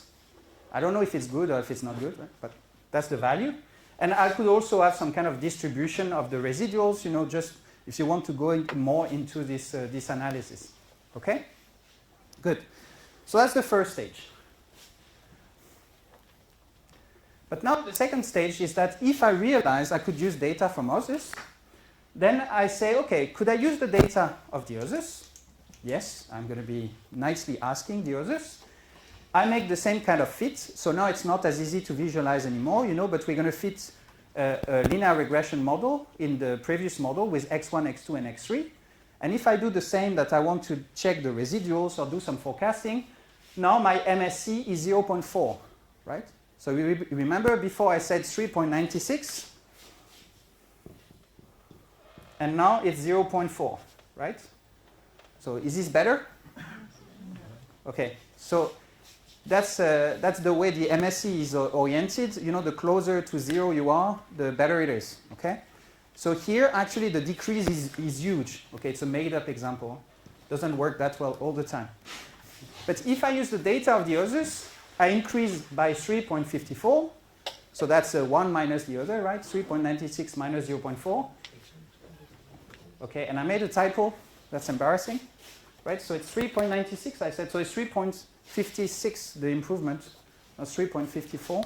Or what was the value in the previous one? 3.96. Okay. Yeah, so I made a typo. Sorry for that. Okay, you see the point. All right? So if I look at the improvement, this is not the actual value, but let's say it's an improvement of 90% of my model fit. Okay? Good. So that's a substantial improvement for the central agent. So now if we look at it from a market point of view, how are we going to define the revenues and payment? We say it's a market. There's been an improvement. So as a central agent, I should pay something. And as a support agent, I should get some payment. What do we do? Any proposal? Please. Calculate how much okay. you can earn from this improvement. So you want to calculate how much you earn from this, right? Mm-hmm. This difference. Okay, cool. Yes? But also from the seller's point of view, you want to calculate if the other person is going to beat you at the next time you complete the presentation. And how much you lose out in the market. Okay, you're going too complicated. It's a very simple setup. There's no competition. There's no. We have already in this simple setup. We need to find out how we would consider payment and revenue. But you're right. Eventually, if we make it a big competition, we may want to have this kind of angle. But for now, we want to go for the vanilla setup. How much, if as a central agent I have this kind of improvement, how much I should pay, and as a seller, you know, if I help to have this improvement, how much I should receive. This is the next stage, right? Okay. So how do we define the revenues and payments? Someone said we need to figure out what's the value of this improvement for the buyer, right? And you have? I was just thinking that maybe some shape figure could be used.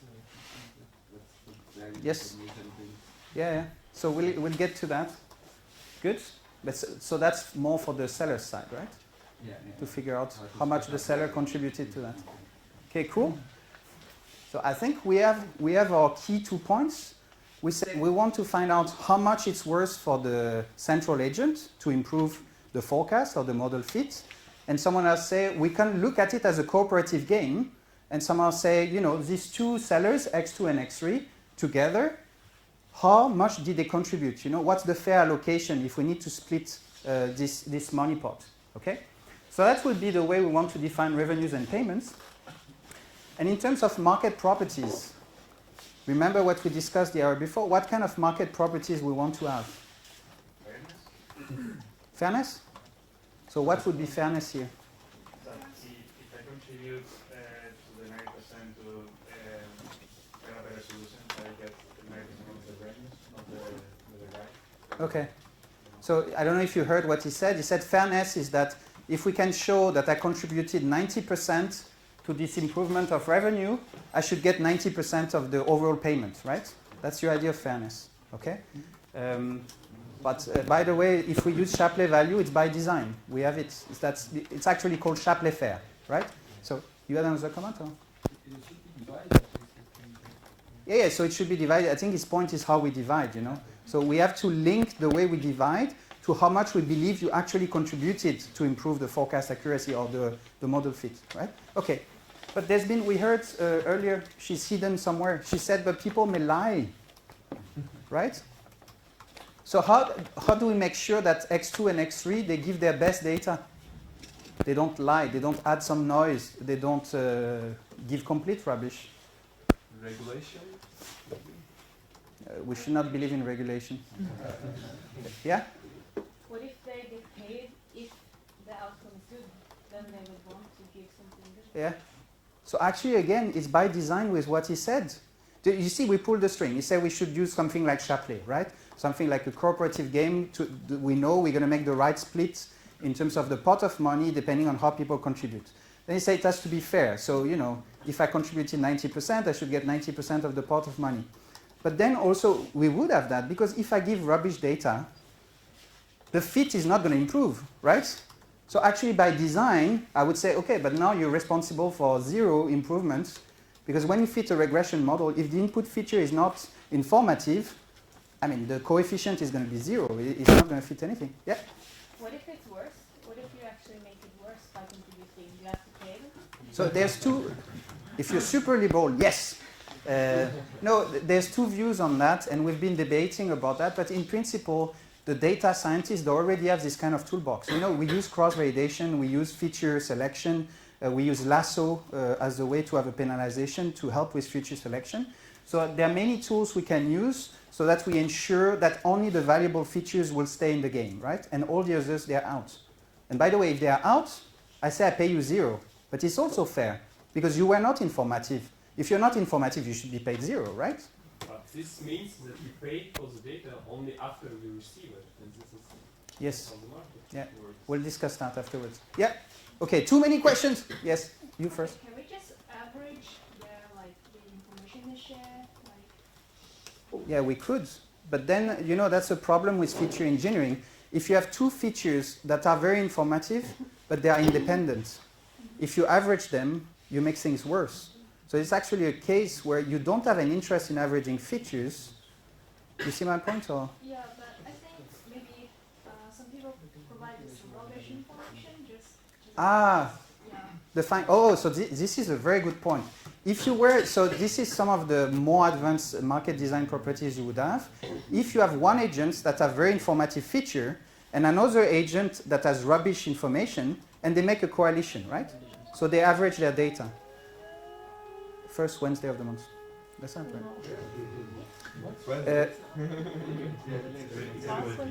Yeah, okay, so it's every Wednesday here. So yeah, I was getting lost. Yeah, I was getting lost. So okay, so that's the thing. By design, you would like to make sure that the revenue of these two should represent the fact that you've averaged some valuable information and some rubbish information. So that was a try. The siren alarm is a test. Thank you, thank you. Det er portvagten. Sirenalarmen prøve. Tak for det. This is the gate. The siren alarm is a test. Cool. Thank you. So we can go back to. So I mean, we're not going to discuss it in detail now, but there are ways to look at it mathematically. And again, if you use a fancy object like Shapley values, and you have certain properties of the setup you consider with independent features, etc., you can actually prove mathematically that you will prevent that. So somehow anyone that would put some rubbish information combined with good information that would affect the revenue in a way that is fair, in a way that would represent the way you've deteriorated the information of the good feature. So we can have this property by design also. There were other ends. Oh, yeah. I have one question. In this setup, don't I be dependent to the other guy? For example, I bought the X2 and X3 to train my model, but in a real life operation, I again need X2 and X3 to predict. Yes. So I'm not data dependent to another entity. Yeah. So whatever price he wants, I have to pay it, right? Okay, we'll get to that also afterwards, so I'm not going to answer that right now. There were some other hands? Yes. Yo? What if by improving the forecast, like the MSE metric, you decrease the revenue? In rare cases it is possible, because if you have a bad forecast, it may be very robust, and in real time, if there was a spike, so you were robust, so you less penalty. So by increasing the forecast, you are decreasing the revenue, so they are not always correlated. Okay, but again, that's where we have this more advanced layer of the central agent. If the problem of the central agent is not very well defined, so you say, for instance, an improvement in forecast accuracy doesn't link to an extra revenue, I mean, then it's a problem of the central agent, because that means normally you should not want to pay for improving your forecast because you already know you're not going to make more money, right? So we have to assume there's a bit of intelligence in the central agent, right? Otherwise, we cannot do anything, right? Last two questions. No, excuse me, it's not a question. Those of us here in the back are not hearing the questions from them. In the front. I'm really sorry. Okay, so he was just saying, what if, because it happens a lot in electricity markets, maybe today, if I have improved forecast accuracy, it doesn't improve my revenue, right? Because there's so many other effects that are combined. And I was saying, there it's a problem of the central agent that poses this task. It's his job or her job to figure out it's not worth it right now to improve my forecast. We cannot assume all the kind of intelligence that are going to be within this market. The agents that come in have also to think a bit about what they're doing, right? Okay? Yeah, and I will repeat all questions. I promised Jalal I would, and I'm not doing it. But there are too many questions. Last two. Create an essential agent that's no longer acting. Okay. Yeah, I was just wondering. So how are we assuming like the central agent has like a little bit of an idea about how to model their problem? Because like, what if they start from scratch and then someone just submits like a noisy sine wave, and there's a lot of seasonality in the data, and that somehow like decreases the MSE more than someone giving them like some proprietary data that is like harder to get and helps, but like less. So that's also something we'll get to after. Here, so the question was, what if we just start a game now? The problem with data science is with a single data point, you cannot really reveal how much better my MSE is going to be. You need to get enough data, or you need to learn by doing, right? So that's why some of the stuff I will show you after, it's online regression markets. So somehow every time there's a new data point, we continue learning and we update our valuation of the data, right? And my idea is exactly like you, we should only do it like that, because data is streaming in reality, and we should, do it dynamically. Otherwise, it's not going to work, Okay, last question. Yo. I was also curious in the form of data, because if you obtain data from different sources, they might collect their data in different ways, or write them in different types of tables with different features. Yeah, but that's where this idea of so the problem is the data. If the data is of different format, right? What do we do with that? But this problem is everywhere. If you define an electricity market like we have here with the Nord Pool, the market has defined this is the way you come in. The product, a bid, this is this. You have to fill this table. You have to put 61 points with different values of quantities, different values of price. That's what you have to do, right? So when you design a market like that, this step of standardization is obvious, where you tell people, if you want to come in, that's the way you share your data, you declare your data. That's it, right? Don't do that to me. Okay, we have a lot of funny surprises today. We have the alarm, we have the thing. I cannot open the window. It's perfect. You don't have your computers. It's perfect. Okay, so I think we've been through all these points and we had a lot of extra discussion. Thanks a lot for that. Good. So now we're going to really zoom in this kind of aspects, because I say with linear regression, it's very easy to actually describe all these kind of things we just discussed, and then we can put it in a more general environment. So I tweaked the example in a little way. I call my central agent forecaster. It's the same setup as before. I believe I'm going to do regression to improve some forecast. I have my own features as forecasters. I fit my linear regression problem. This is my set of coefficients. My set of coefficients are going to minimize the quadratic loss. That's consistent with the MSE. It's a sum of squared errors. It's a quadratic loss. So that's how it's going to look like when I calculate the objective value, the objective function value. When I have the right coefficient b hat, right, I will have a value for this guy, which is my optimum MSE when I fit my model. Okay? Good. So I do that, and you could use another type of loss if you want it. As long as the loss is convex, it works, right? That's the basic of convex optimization. You could switch different convex loss, it will still work. And then I write S omega star, this optimal MSE.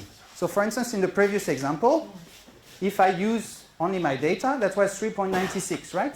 I fit my model with my own data only. So here it's forecaster that does that. I find the objective function value when I fit my model coefficient, and that's my MSE, right? So I have this guy. Then, as we said, you would have to go with your analyst, if you have quants in your company, say, okay, how much are we ready to value an improvement in this MSE, right? And for instance, maybe someone is going to say, I'm ready to pay €1 per point improvement or percent improvement. That could be, they can be different definition. In this objective function value, so here it's the MSE, right? So I'm ready to pay €1 per unit improvement or percent improvement and per data point. You will understand later when we go online, it's important to have this volumetric view if we don't pay per data point, at some point it's going to collapse, because I'm not ready to pay to get more data. Someone was saying, now if I need more data for forecasting, how do I make sure people give me data, right? You have to pay per data point, otherwise it's not going to work, right? Okay, but so if we do that, we can post the regression task on a platform.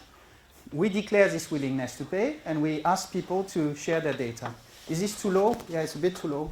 I'm sorry, I tell you everything. I do not hide any information. Okay? So we are blending these two examples now. Here we have two support agents, so that could be like X2 and X3 in the previous slide. Here I say it's Z1 and Z2. And then when these two agents say, I'm ready to give my features, we can write a bigger linear regression problem. So the previous one didn't have these two terms, right? Now we have a bigger linear regression problem. We call it augmented regression. And then we have an augmented vector of coefficients, because we have the coefficients we had before for the own feature of the central agent. And now we have these two extra linear regression coefficients for the two other features of the support agents that are called good data and useful features. Okay, good. So when we have these guys, we fit the model in the same way. We have to be consistent, right? We get, based on the fitting of the model, we get the coefficients, and we get the objective function value when fitting this model. All right? That's what we got before. When we added the two other features, x2 and x3, and obviously there's a t because you have a lot of time points, right? When we added these two, we got 0.4 as an objective value, right? Okay?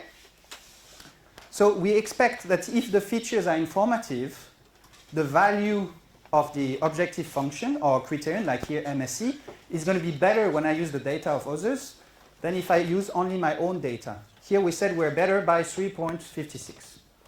Right? So that's the improvement. Cool.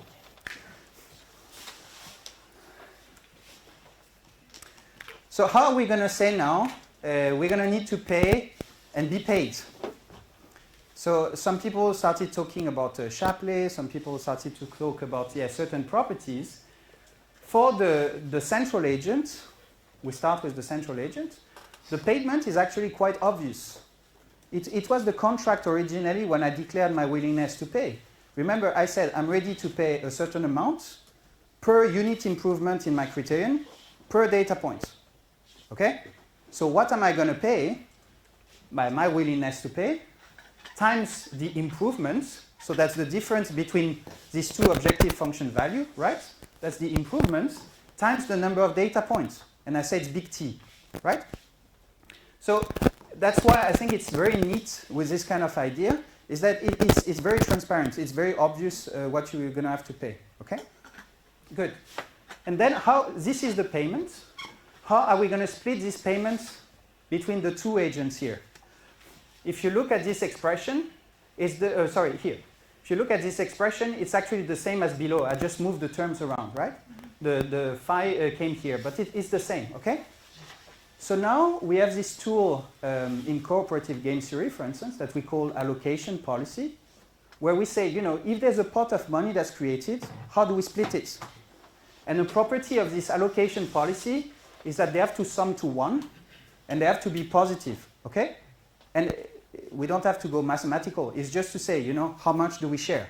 You take 50%, I take 50%, or, 70-30. The sum of these two numbers will always be 100, and they have to be positive. I'm not going to say with you, we share something, you take minus 20%, and I take 120%, right? We agree with that. So it's as simple as that. But now we need to find a way to calculate this guy, right? Mm-hmm. Yo, Linda? I was wondering about this phi, the willingness to pay. You can still set it to anything you want, right? Yeah. So if I was the forecaster, I could set it super low. Yeah. Well, we discussed it during the break. So Linda is saying, Pierre, we still have the problem with this phi, because what's your incentive to say the right value you would be ready to pay for improving your forecast? That's a bottleneck whenever you have a single agent versus another, let's say, group of agents. So here the central agent is alone, and the support agents are many, right? So the central agent is in dominant position. You cannot prevent this central agent from tweaking the value a little bit, right? So please bear with me. In this setup, we have to accept that the central agent has the power to say as low as possible. But Li Yang did some work, for instance, where he said, but on the other side, for instance, if I say I have some kind of minimum payment I want to receive, then that starts being an incentive for the central agent to reveal the true phi, because otherwise you're going to lose the data. You're not going to get it, right? So we have more work to do to find ways to incentivize them to say the truth. But the main incentive would be competition. If you compete with others, obviously eventually you would have to reveal your true phi. But please bear with me. Here we don't do that. Okay, so we heard the key words. Shapley. Shapley values, for those who do a game theory, cooperative game theory, that's exactly what it is. We want to see how we're going to split a pot. If we're in a game together, it's a cooperative game. We create some value together. It's a common pot of money. Then we have to find out how we split the pot, right? Shapley values are known to be the best way to do it. The only best way to do it, okay? Someone got a Nobel Prize for it. So I think it's a great idea. The problem of Shapley values is it can be super heavy to compute. There are many groups who propose some sampling strategies, some approximation strategies, some different strategies, but it can be a bit heavy. So in the hands-on session that I give you, we use another type of approach, which is a leave one out policy.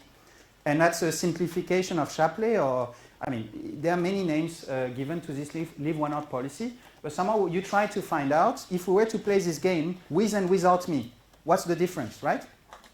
My marginal contribution to the game is this difference, okay? That's a leave one out policy. And we do that in so many other situations. It has good mathematical properties if you have a lot of assumptions. Well, Shapley values, they have good properties with much less assumptions. So the leave one out policy in practice is very cheap, very nice, but not very robust. You will see even in the hands-on session, I'm sure you would write me an email saying, Pierre, you've given up the simplest problem. It still doesn't seem to work too well, right? So yeah, anyway. So you see, it's as simple as that. This is what the central agent has to pay, and this is how we split the pot for the support agent. No question here? Or? I was wondering, is it clear to everyone what the forecaster would have made if he or she didn't buy the data? So that's 3.96. Yeah. Because if not, I could just lie and I would say like... That was the question of Linda. She's saying, but how can we know really that the forecaster was ready to pay this kind of amount of money to improve the forecast by a certain amount? As I say, you have the same problem if you're a trader in an electricity market. You have to say what's going to be the value of my bid if you sell or if you buy, right? And you have to internalize that. You have to design some kind of small optimization algorithm or do some statistical analysis to define this number. So here it's the same.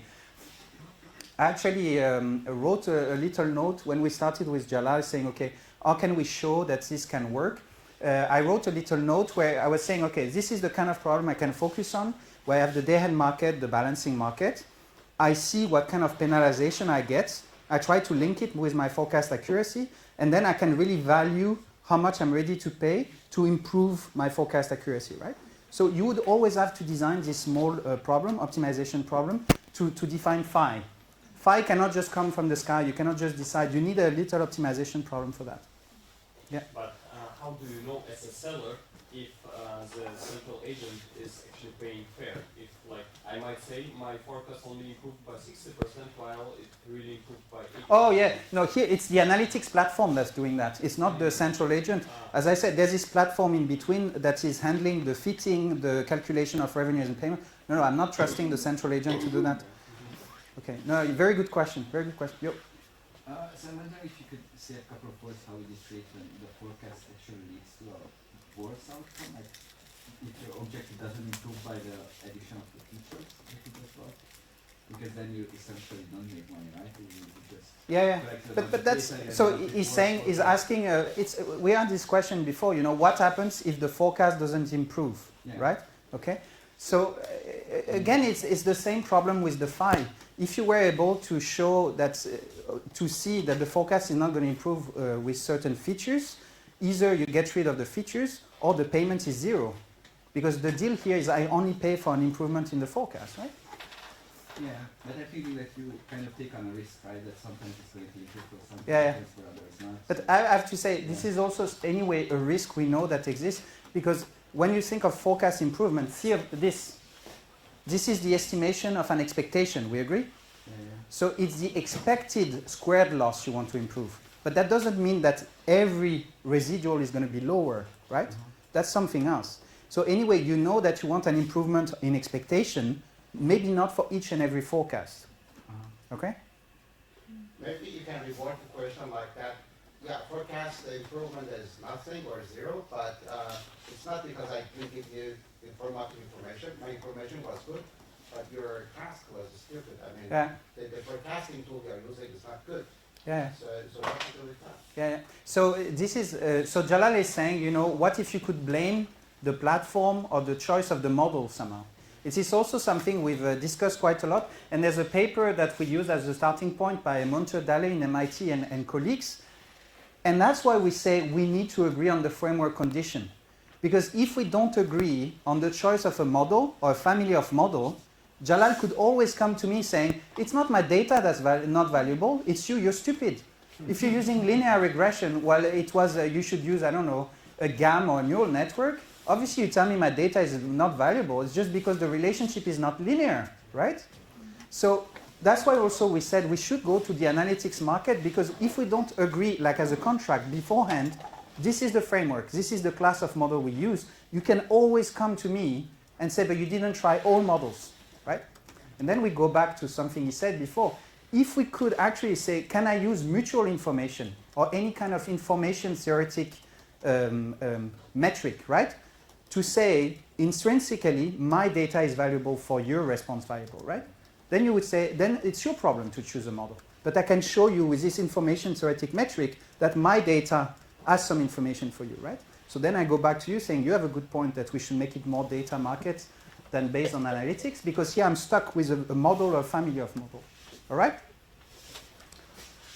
Stop with questions. At the back first, and then yeah. So my question is that, for instance, when we think about the electricity markets from both the perspective of buyers and sellers, we think of, for instance, the marginal benefit of consuming an additional megawatt of electricity. Yeah. And I think from the perspective of the buyer or the central agent, the phi j or the phi could be derived from that. But here in this model, do we assume that, for instance, there is virtually zero cost, zero marginal cost of generating an additional data point, for instance? Yeah. So this is a very good point. So he's telling us somehow we are focusing on the phi as the increase in value for the central agent, but you're never looking at the other side, the seller side, you know? How much does that cost to generate the next data point? So as I hinted at earlier, here in this setup, we assume that generating data is free, right? But it may not be true in practice. And again, I point to Li Yang or some other work. We say, okay, we could have a reservation to sell or some kind of minimum payment I want to get, right? To match my view on how much it costs me to generate the next data point, right? Or my loss of privacy also. I believe my next data point is exposing me so much more in terms of privacy loss.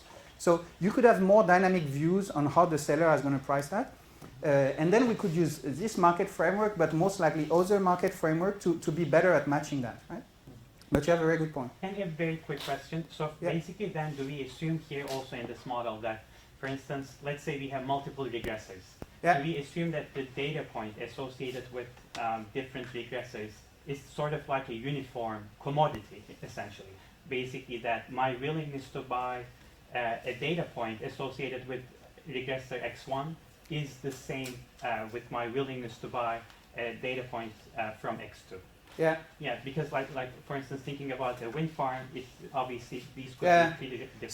So I reformulate this question in another way. Here, the willingness to pay is just one, right? But he's saying, could I differentiate my willingness to pay? In a way, we are doing that because if you multiply these two guys together, this becomes my willingness to pay for the feature J, right?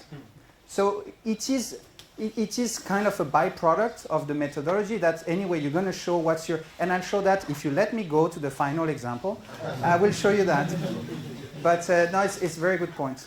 Yes, you had a question? Sorry. Yeah, I just wondered, like, is there, maybe you already said this, but if I agree, if I'm the central agent, I agree to buy some data for a specific problem, yeah, but I'm actually kind of being disingenuous and I want to use that data for a different problem, and I know it's useless for the one that I'm buying for. Yeah. Is there, does like the platform, would the platform control, you know, access to that data in the future if it didn't work with that problem? So I didn't want to discuss, so the question here is one way to cheat of the central agent is to say I want to buy data, and for instance I'm going to say I want to buy data to predict the weather at Riese today, right? But I want your local wind power data at this wind farm 500 kilometers away, okay? And I say, oh my God, the data was not valuable to predict the weather, but I'll keep your data anyway, I might use it later, right? That's why I say, by design, normally we say we post an analytics task, so it's official. This is the problem I want to solve, and the data is only used for that. We do the pricing, you get paid, we close it. The data disappear, the task disappear, right? And then you open a new trading session if you have another problem and you want to attract the data. So everything is handled on the platform. We don't want the data after to be bought by someone and this person can go away with the data and do something else with it, right? It's fit to purpose. That's also, yeah, a big difference with the data market only, is that if someone buys data in a data market, it might be a bit tricky also because the evaluation of data now may make, I say, I pay only 0.2 euro for your data now, but then in 1 month, I have a task where this data would be very valuable, and I'm like so lucky I bought the data for cheap from this guy at the time, right? So that's why also this analytics market is nice because it's only for this specific purpose, then the data disappear, and if you have another purpose where you would like to use this data, you have to open a new task and pay specifically for this one, right? I like to open another. Guys, I'm gonna go. Okay. I have some data and it's very useful for you. Also, Express has some data, but our data are correlated. So if you buy first my data, then those first data is very useful, but you're not going to pay him much because you already have that data. So how are you going to handle this correlation? So Jalal has a very good point, and he's trying to trick me in plus. Huh? You can be sure. So Jalal is saying, you know, what if the data is correlated? What I've assumed, and it's a basic assumption in many data science tasks, is that the input features are independent, right? And that's beautiful. And I told you a lot of the properties of data markets would come by design if the features are independent. The reality out there is that there's no independent feature really, right? Especially if they are valuable, most likely there's going to be some correlation. So we have to design something that would account for this correlation. So some people say, actually, the thing is, this Shapley value I could use here. So a proposal from the guys at MIT is to say I can robustify this Shapley. So I can really account for a trade-off between the value in terms of helping for creating this pot of money, but also the redundancy with other data I have, right? So if you can do that, you could also capture partly, because you cannot do it perfectly, but you could capture some kind of correlation. Another thing that is quite useful, and so that's our proposal, thank you Jalal, I can advertise. We just submitted a paper where we say actually, again, it's not a batch problem. If we have the data streaming, I can actually look at the history of what Jalal bids and what Spiros bid, right? And I can learn their dependency, right? And what we could do, we discussed with some of you at the break, is that I can offer them to make a coalition. It's like, guys, your information seems to be redundant. If I put you together, I can promise you a better revenue, because here now you're kind of hurting each other. If I do some pricing, I'm going to hurt one of you at least. So I can promise you if I design a coalition, I could give you a better payoff with guarantee, right? And in plus, as a byproduct, I protect your privacy. Because the fact I aggregate your information makes it more difficult to know exactly what Jalal has or what Spiros has, right? So I think there are several proposals that can be made, but it's a big problem. Obviously, if people are correlated, it's going to affect the design of the system. Can we move on? No, we cannot. I'm sorry, just going back to Joe's question. when you talk about by design making sure that the data isn't being used again, would that be like using federated learning because then the data isn't actually shared? Because they get sent the model, part of the model anyway, and it gets... No, but so she's saying, how do you ensure this kind of things by design? The fact that the data is not just going to be shared and you know, taken away by someone. As I was saying here, I'm not into some, let's say, ledger-based, distributed ledger-based system. I said there's a platform in between, and that's the contract. The data is only used for this purpose, then the data disappears, right? It's erased. So that's what I mean by design. It's more the way you think of the platform itself, that you say by design we erase the data. We do the same. I'm sure most of you, when you have research projects, you know, you get the data from a company, you do your research, and then you've promised you would erase all the data as soon as it's finished. That's one instance of that, right? Mm-hmm. Okay? So, I mean, I know there's some other proposal, but here we keep it simple, saying, you know, the intermediary platform is responsible for the fact the data disappears. Okay? We need to move on. Please do not raise your hand anymore. We have very nice market properties by design, though, as I was telling you, in expectation. Because since we are having some kind of objective function always in data science, or 99% of the time, that are in expectation, that means our properties, some of our properties are in expectation, okay? We have one property that we call budget balance. This is not in expectation. You can see here the sum of the payments from the central agent is equal to the sum of the revenues of the support agent. And it's just a way to play with the equation, you know? The sum of those guys for all the psi j is going to be equal to that, because the sum of psi j is equal to 1, okay? Super easy. The proof of this one is like one line. Super easy. Okay, cool. So budget balance is something we want, because you don't want money to appear or disappear on the way when you have a market. Who would cash this money that appears, or who would pay this money that disappears? Then we have what we call symmetry or anonymity. So that means that if my name is agent, I don't know, Pierre, and this is agent Jalal, the way we're going to be paid is not linked to our names. If we're changing our names, we'd still get the same payment, right? And it's also something that's nice in the market. What makes the payment is the true value of what I provide, not the name of the agent, right? Then we have a zero element. So if you bring something that is not informative, you get 0. If you don't bring anything, you get 0. That's the basic in a market, otherwise we have some issues. Okay, then it's incentive compatible, right? And it's also individually rational. Okay, you see it at the bottom? So individual rationality first. It's this incentive to tell the truth, okay? Because here, by design, with this kind of regression market, you can only get your best revenue if you give your true data. If you don't give your true data, you can write it also mathematically. You add some kind of noise, the fit would be less good. So the improvement in the MSE would not be as good. But since the features are independent, the only agent who would get a worse payment is you, the cheater, right? So we combine two properties actually here that are called individual rationality and normality. So you're incentivized to tell the truth. And if you don't, you're the only one paying the price. All the others get the same revenue, right? And this one is a tricky one because it only works if the features are independent. If the features are independent, I can be spiteful. I know if I lie, maybe I decrease my revenue, but I decrease the revenue of everybody else, right? So there is a tough one, okay? Oh yeah. And incentive compatibility is just this idea that I know I can only get a positive revenue when I go into the market, right? But here I was ready to receive only 0 by showing my data, so somehow I get at least 0 out of it. Okay, good. So we had did I make some mistake here? I kept my typo on the way. Sorry for that. So I'll correct the typo and you'll have the updated slide. It's just a tiny little typo in the second digit, so it's not so big of a problem. So now we're just going to apply it to our toy model examples. It's a very simple idea. And we assume again that it's €1 per data point and per unit improvement in the MSE. So somehow if I improve my MSE by 1, so I go from 3.96 to 2.96, okay? I would pay €1 per data point.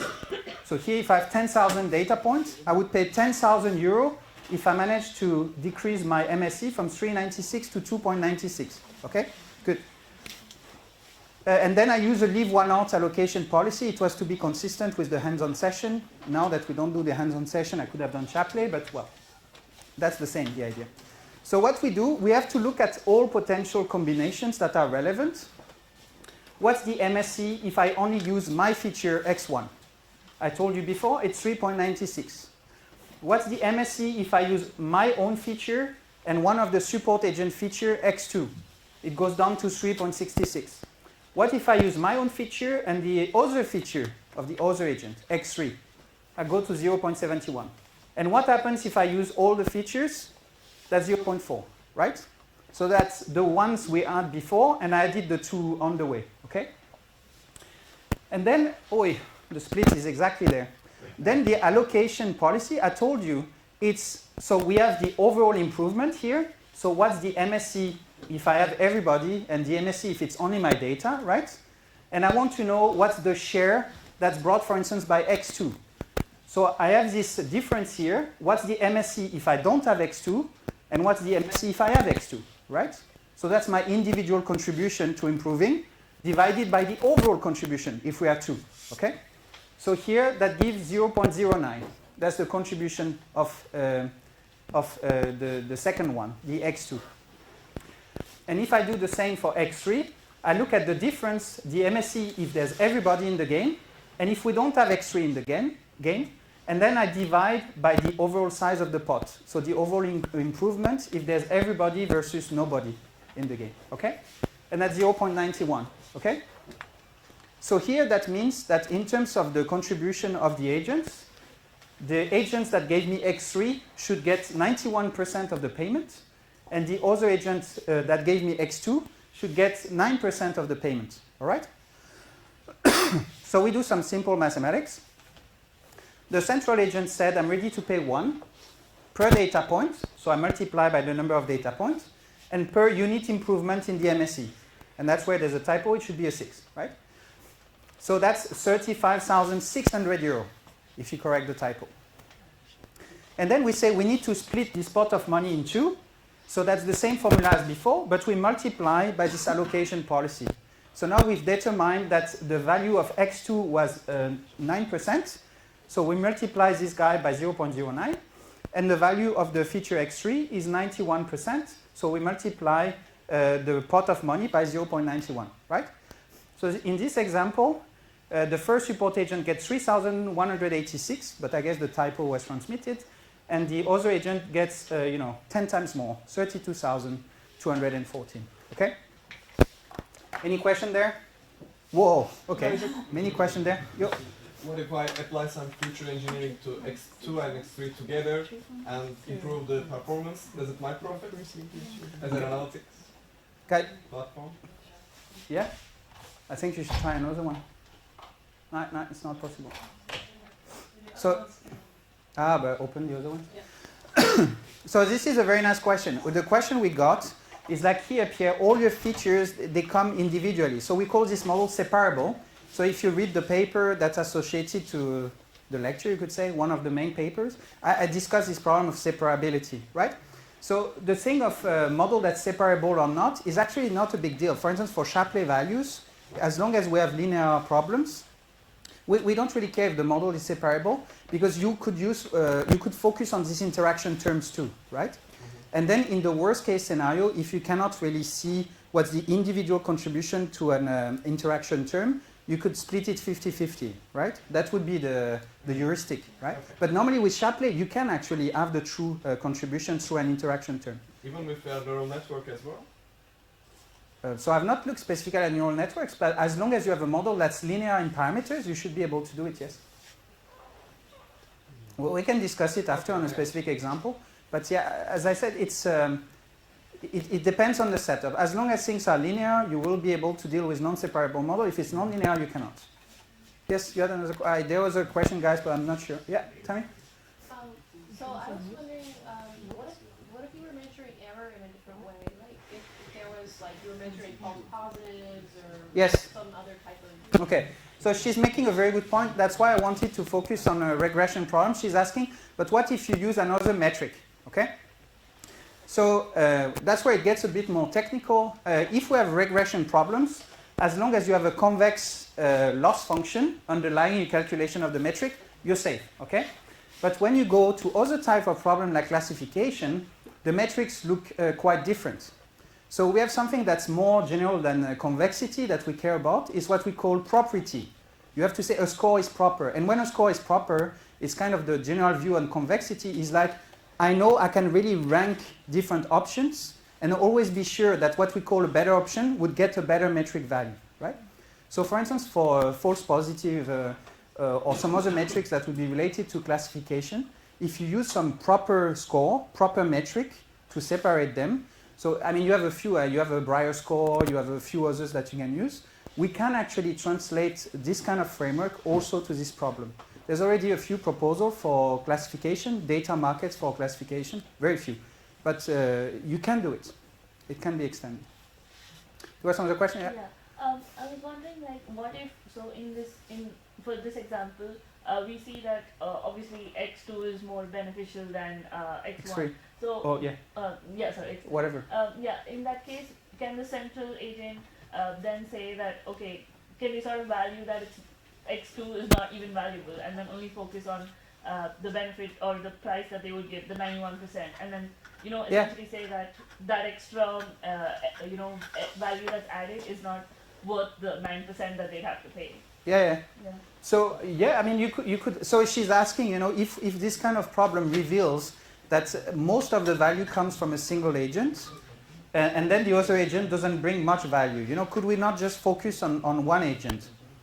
So that's the same difference you have in general data science between a model where you try to account for everybody and a lasso framework where you can say, I put some kind of a threshold and only those who are beyond this threshold I want to keep, right? Mm-hmm. So there you can do the same. You can also say, I can't be bothered. If the improvement is less than a certain amount, get rid of these agents. We have done it in the past for basic distributed learning, so federated learning kind of thing. You can write it also as an optimization problem where you have some maximum number of contracts you're ready to give. So you say, I want the 5 best agents that can help me, and the others I don't care. Even if they could bring 2%, I don't care. It's max 5. So any kind of design like that, you can put a threshold on value, you can put a maximum number of contracts. You can do that. It's not always super straightforward, but it's possible. Yep. Yeah. Can the central agent know the value before actually using the data? Because now I think no. Then suppose let's say you use the data, then say okay, I don't need any more because I already know. Yeah. Then isn't that unfair? Like why someone will trust you? Yeah. So this is a very good question. Again, the data setup is a bit tricky. He was asking, can we know the value in advance? And then what are the consequences? Somehow you say, what are the consequences then when the value is revealed? How is this going to affect future cases? So no, you cannot get to know the value in advance, right? And that's why what I want to show you afterwards is this idea of online regression market and out of sample markets, because somehow you want to see on the fly, do you really realize the value I expect, and do I want to keep you? Because maybe, I don't want to keep you, or I don't think the value is the same as before. So we need a very dynamic environment, in my opinion, right? Okay, we need, last one. How is it ensured that the sum of p is 1 in this case? Because if, for example, when we see x1, x3 was larger, then like it would be, actually, the sum would be larger than 1. So you mean in this case? Yeah. So, I mean, we can do it if you want. I've cheated here, I use the simplest case. If you use an MSE as a score and you have independent features in a linear regression problem, you have this decomposition of variance theorem, right? We assume they're independent. Yeah. That's what I said. If they're independent, that's easy peasy, right? As soon as they're not independent, the fun begins. But in this case, and if they are not independent, anyway, I would want to go to Shapley or some kind of other ideas, because the leave one out collapse completely. And it's the same with the MSE. If you use some other type of metric, then the leave one out will also collapse, because MSE is consistent with variance. So you use this decomposition of variance theorem. But if I use a mean absolute error, for instance, it's an absolute value loss function, you don't have this decomposition of variance theorem anymore, and the leave one out policy doesn't work, right? So that's something actually, these few papers that are out there, they are not lying to you, but they're hiding this kind of information. Some of the easiest policy, they only work if you use MSE and independent features. Otherwise, everything collapses. Okay. You don't want to have lunch today anyway, right? We agree? It's good. I'm not hungry. It's fine. Yeah, it's fine. It's fine. It's fine.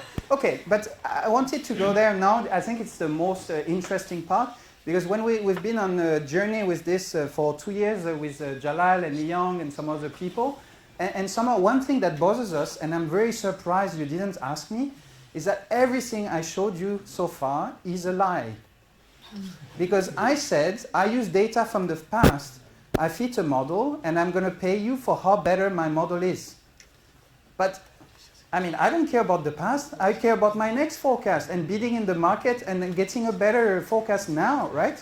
If you better fit a model in the past, that's one of the main fallacy of data science. You know, you report better model fit from the past. Who cares, right? I want to know how it's going to work out of sample in the future. So we've been thinking a lot about what happens if we want to go out of that, out of the in-sample fitting, right? So normally we say, you know, in-sample is when you fit your model from the past, is out of sample is when you do it for real, right? On the real data, real conditions. Okay, so can we use the concepts more generally? And the cool answer is yes. Because if the first thing we can do is to say, I don't want a batch of data from the past, I want to learn on the fly. Maybe some of you have done online optimization, right? We want to do optimization saying, I already have a one-start solution from the past, let's say, and I want to update it. And we do that a lot in machine learning. Shai could have told you a lot about that also. We do online learning or online regression, right?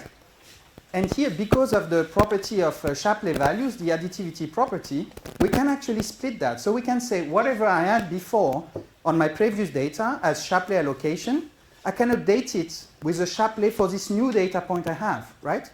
So that means that I could also learn on the fly and update the allocation policies on the fly. And this guy, I can also update on the fly. That's what we do in online learning. We say, you know, our quadratic loss, we forget from the past, and we give some weight to the new loss, right? So actually, mathematically, it's quite easy to prove that you can make this as a function of each and every data point. So the allocation policy, how much you're ready to pay, you can make it per data point. Every time a new data point arrives, I can say, this is the value of you in my regression problem, and this is how I split the benefits among you guys who give me features, right? So I can learn online, and I can track the value of the features and the data. Okay. It's still about learning, right? And I told you it has to be out of sample, so you have to make a true forecast. And that's the thing, actually. If you make a true forecast, we can still do the same. That's the main paper that was on Shapley additive explanation. Actually, that was also one of their motivation to say, you know, if we start making forecasts out of sample with different features, how much are we going to say that these different features are responsible or not for the forecast accuracy, right? So we can actually use the same kind of mathematics to say, now, tomorrow, for instance, I trade. I use your forecast. I trade, I'm going to look at the errors, I'm going to do some calculation to get the Shapley allocation. What would have been the forecast if I didn't use you? You know, it's just a regression model. You know, you remove some terms, you see what would have been the forecast, you know what really happened. So you can calculate errors if I use you or not use you, you know, make any combination you want. And we can also calculate this Shapley or whatever allocation policy that you have, right? So now every day, if I trade in the market and I use your data, I can actually come back to you and say, I know how much you helped me. I know how much you helped me to improve my forecast and make money. And you could even say, I know today I made this amount of money thanks to you. Here you go, right? So one of the cool things, because a lot of people, us included, have been focusing mainly on fitting models. But the point is that it's not so complicated to do it online and to do it out of sample for actual forecasting. I only focus on forecasting here, but you can do it for other tasks, right? So that's the main property at the bottom here, that you do batch learning, that you do online learning, or that you go out of sample. We have the same machinery and the same property, which is really cool, because now we can really play, right? And I have to say, again, that's where us as academics were a bit behind. Already some of the people, hedge funds, for instance, this NumAI out there, they've already done that. They've already realized that this work out of sample, and when they bid with the money, this hedge fund, they really share the money that's been made using some kind of allocation policy out of sample, right? So it has been realized already in the field, maybe not proven mathematically, but it was there. Okay. Pierre, do you have market properties still? In expectation, that's what I was saying.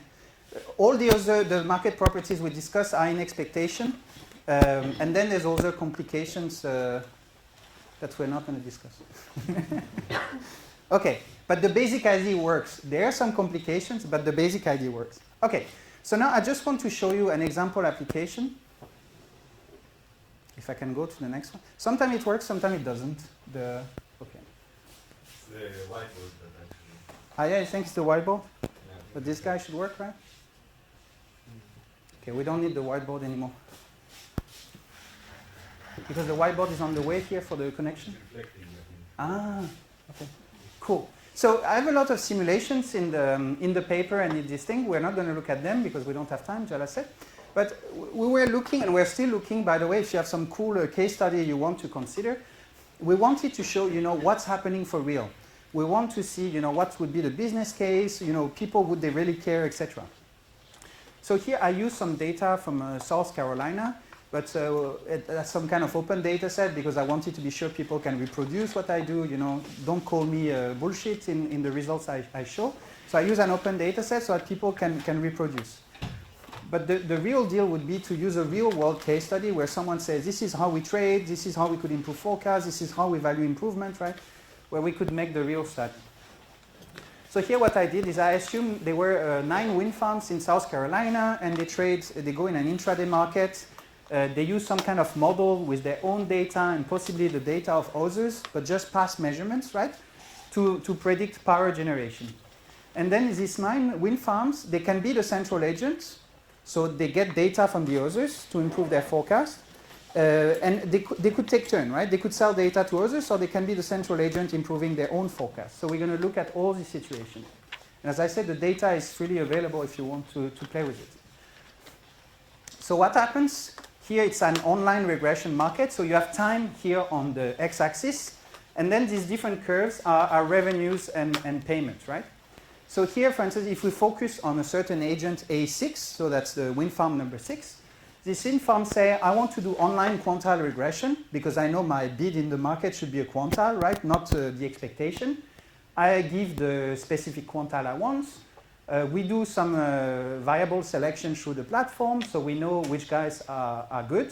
And then I say, I'm ready to pay $0.2 in sample, so when I learn. And then when we do it for real, when we trade, I'm ready to pay 0.8 if you've really improved my forecast, right? And then we look at the payments that A6 is giving to the others. So A1, A4, A5, and A8 are the other wind farms that were selected through the cross-validation exercise. And then this is how much the payments increase with time, right? So you can really see, but first, it's not a straight line, so the value varies with time. And also, you have some agents that are so much more valuable, it seems. They get much higher payments. Sorry, Yannick, you cannot see it properly, but good. And so this is in sample as I learn, and I update my model at every time step, and this is out of sample. So when I bid and I see how much I really gained or not gained, and then I say thank you, right? So one thing we see, it's a bit more bumpy actually. Maybe you would need to zoom in. If you look at the data, you see it's a bit more bumpy. And that's kind of related to what Jalal was saying. Some of the very nice property, that we get smoothly in sample. When we go out of sample, there are many other things that could make your forecast get better or worse, right? And then this is reflected in the payment, right? So this is a bit more bumpy than what we do in sample. The thing, though, is that we end up with this kind of let's say, cumulative payments and revenues kind of thing. So here, if you look at each entry here, A1 to A9, it's each agent, how much money they're going to collect from the others, right? So each color here is an agent that gives some money to A1. And you have here the list of agents. So when you look at the slides again, you can think, okay, the first one here is the color of A8. So this guy here, this bar, is how much money A8 gave to A1, right? And so the oval size of the bar here is how much A1 collected as a revenue to help others, right, for learning models. And here it's out of sample, so it's the same idea, but it's how much money the others collected. Here, for instance, A1 is how much money A1 collected from the others for the out of sample forecasting. So if For instance, this one is the big one, right? It's A3. So A3 seems to have improved forecast a lot thanks to A1 and gives this chunk of money, right? And this is over a 7 years period. Before I was showing you the cumulative effect. At the end of 7 years, we have this kind of bar plots to see how much money the different agents got, right? So you see some agents, they get very little money, in sample and out of sample. And some others, they get a lot of money, right? One of the consequences of that, that's what's written at the bottom here, so maybe some at the back don't see it, but you could actually divide that by the number of data points. And you can see what's the value of a unit data point that's collected at the wind farm 1, 2, 3, 4, and to 9, right? And here the two extremes are A4 and A8, I think. Based on this market that I set up for this case study, the A4 got, so that's the worst one, got $0.4 per data point, right? But A8 got almost 10 times that, $3.26 per data point, okay? Obviously, it's a made-up case study, but just to show that we can really study the business case, the business model if you want, and start showing that collecting data at different locations can have very different revenues associated to it. Good. So now we can conclude. And Jala is happy that I'm on time. Almost. I cannot conclude. I cannot go to the last slide. Did you also investigate what was the profit generated extra by buying this information? Yeah. Sure. It's not in the paper or in the presentation here, but obviously it's part of the study to also look at what's the extra revenue made thanks to these agents. So, yeah. Yeah. So is the market here just a big market between the 9 agents and models? Yeah. So did you check whether for any of the other agents the revenue that they got from selling the data was maybe outweighed by the loss in competitive advantage that they had during the bidding session because of the information they gave their competitors? So again, that you go back to this competition, and I totally agree with you. And I said there's a full PhD now of Thomas that's on this topic. Here we don't have an equilibrium model for the market and the electricity market and the data market together. So it's very difficult to actually study that. I would make assumptions somehow in terms of loss of competitivity. So here it was not included in like the No, so your price a posteriori looking at the data, given that there was a market that didn't take into account this loss of competitiveness. Yeah. Did you see like a posteriori in the data? I can tell. I'll answer that. She's asking about the fact that my revenues calculation and payments don't account for the potential loss of competitivity in the electricity market, right? And she's asking if I check that a posteriori or, but it's not possible. A posteriori, how would you check if you've lost competitivity? So it's not possible in the real world, but in exactly. the calculations you could compare. And that's my point. Then you would need to design this equilibrium setup where you have the two markets together, and you really look at the position of the different agents, etc. And it's not. I mean, it's a full paper to do these kind of things. So here we made a proposal of the setup for the data markets, and we have to make this assumption about the market. Everybody's a price taker. We don't look at this kind of thing, but we agree it's the next stage. So here everybody was a price taker. Exactly. Exactly. I mean, although I promise you, it's nasty. Yeah, it's really nasty. Yep. Following what Flora just said, do we agree that as soon as we consider the electricity market together with data market, all nice properties that we talked about, incentive compatibility? Exactly.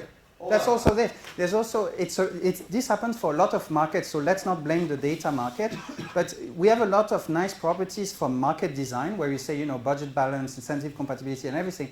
But they're only there if you look at the market in itself alone, right? When you start coupling markets, all these properties for markets together, it gets nasty all the time, right? And you're super lucky if you can just derive it very rapidly and say, oh, we know it works. So here it is one case. It is extremely complicated to be sure we have the right property when we put two things together. So that's why I think some of us say, okay, let's try to design, because as good as the conclusions also. I told you that data only has value through analytics. Let's extend it. Data has only value because the tasks are linked to another market, right? And for us, it's an electricity market. So actually, it doesn't make sense to design a data market or analytics market by itself and then struggle to think of the properties together. you might as well design a data and energy market together, right? Because there I could control the properties, right? And that's what we asked for funding for 8 years ago, 7 years ago. You don't remember the first version? And it was, we didn't get the funding. But this is the idea. I'll get the funding in England, we cross fingers. This is the idea. I think we have to accept the fact we could do a lot of nice things, but I know even these guys in the US we mentioned before, they understand that we cannot just design data markets by themselves. We have to couple them with something else if we want to have the property. If we don't care about the market properties or how it's going to work well together, it's okay. But if we really want to have something that stands nicely, they have to be designed together. All right? There's a few other aspects we didn't discuss. I have 2 minutes. Oh, I erased it. Oh, ethics. We have no ethical issues if it's data from wind farms or whatever, but a lot of proposals for data markets would touch some ethical issues. One of the most successful ideas for data markets is actually for health experiments, right? For medicine, and we have some colleagues at DTU who want to work on that, and there it's a nightmare, because you cannot just start selling data without thinking about the ethics involved, right? And you could say, oh, but you just price that into the privacy loss. No, it's not enough, right? You will have to have some kind of guarantee in terms of privacy also. We talked about competition. She insisted several times, we have to account for competition. And I gave you what we think is a solution is we have to look at these things together. But I think one of the main issues, I can tell you my experience with trying to advocate around for doing these kind of things.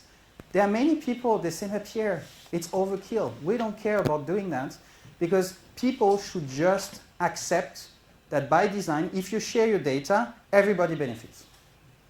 And meteorologists, that's been their motto for the last 100 years, If we get more data from anyone, planes, buoys, boats, whatever, everybody will benefit, right? So we don't need the data market. We need to educate people that sharing data benefits everybody. Do you have a counter-argument? Yes?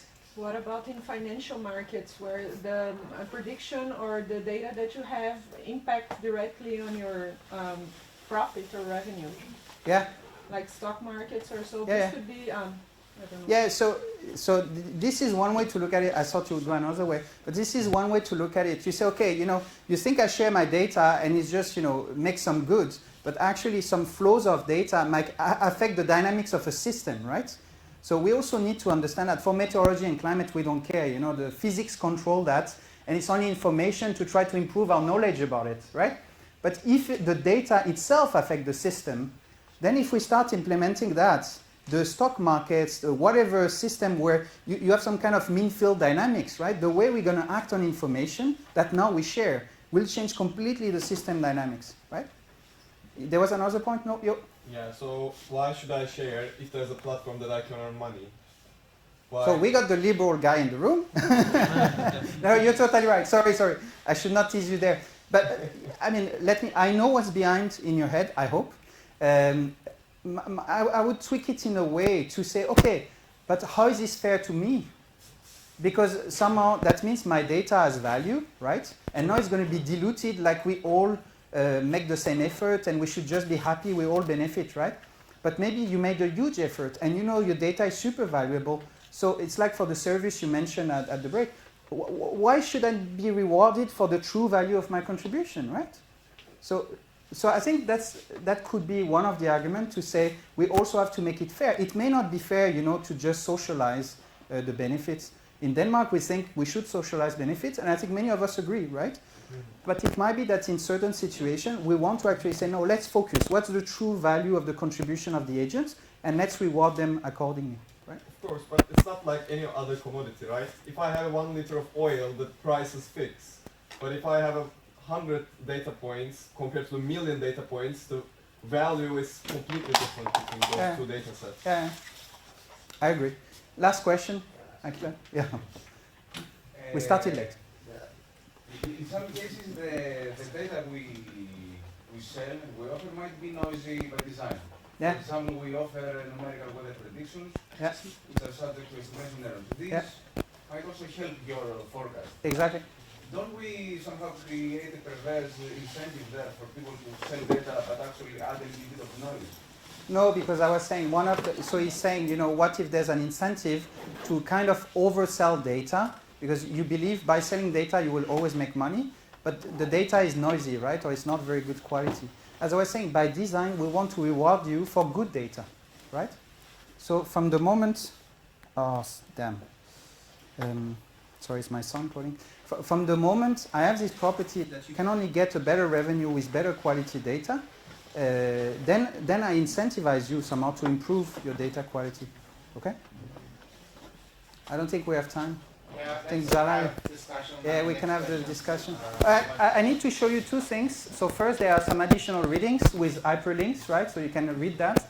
And then there's the hands-on session that we never did, and the solution. So it's a notebook in a PDF, and this is just a PDF that gives you the questions, and the solution is in Julia, right? So for those who use Julia, it's cool. Otherwise, it's readable. I mean, it's super simple stuff, right? So you can look at it, and if you have questions, you can write an email to me. Thank you very much.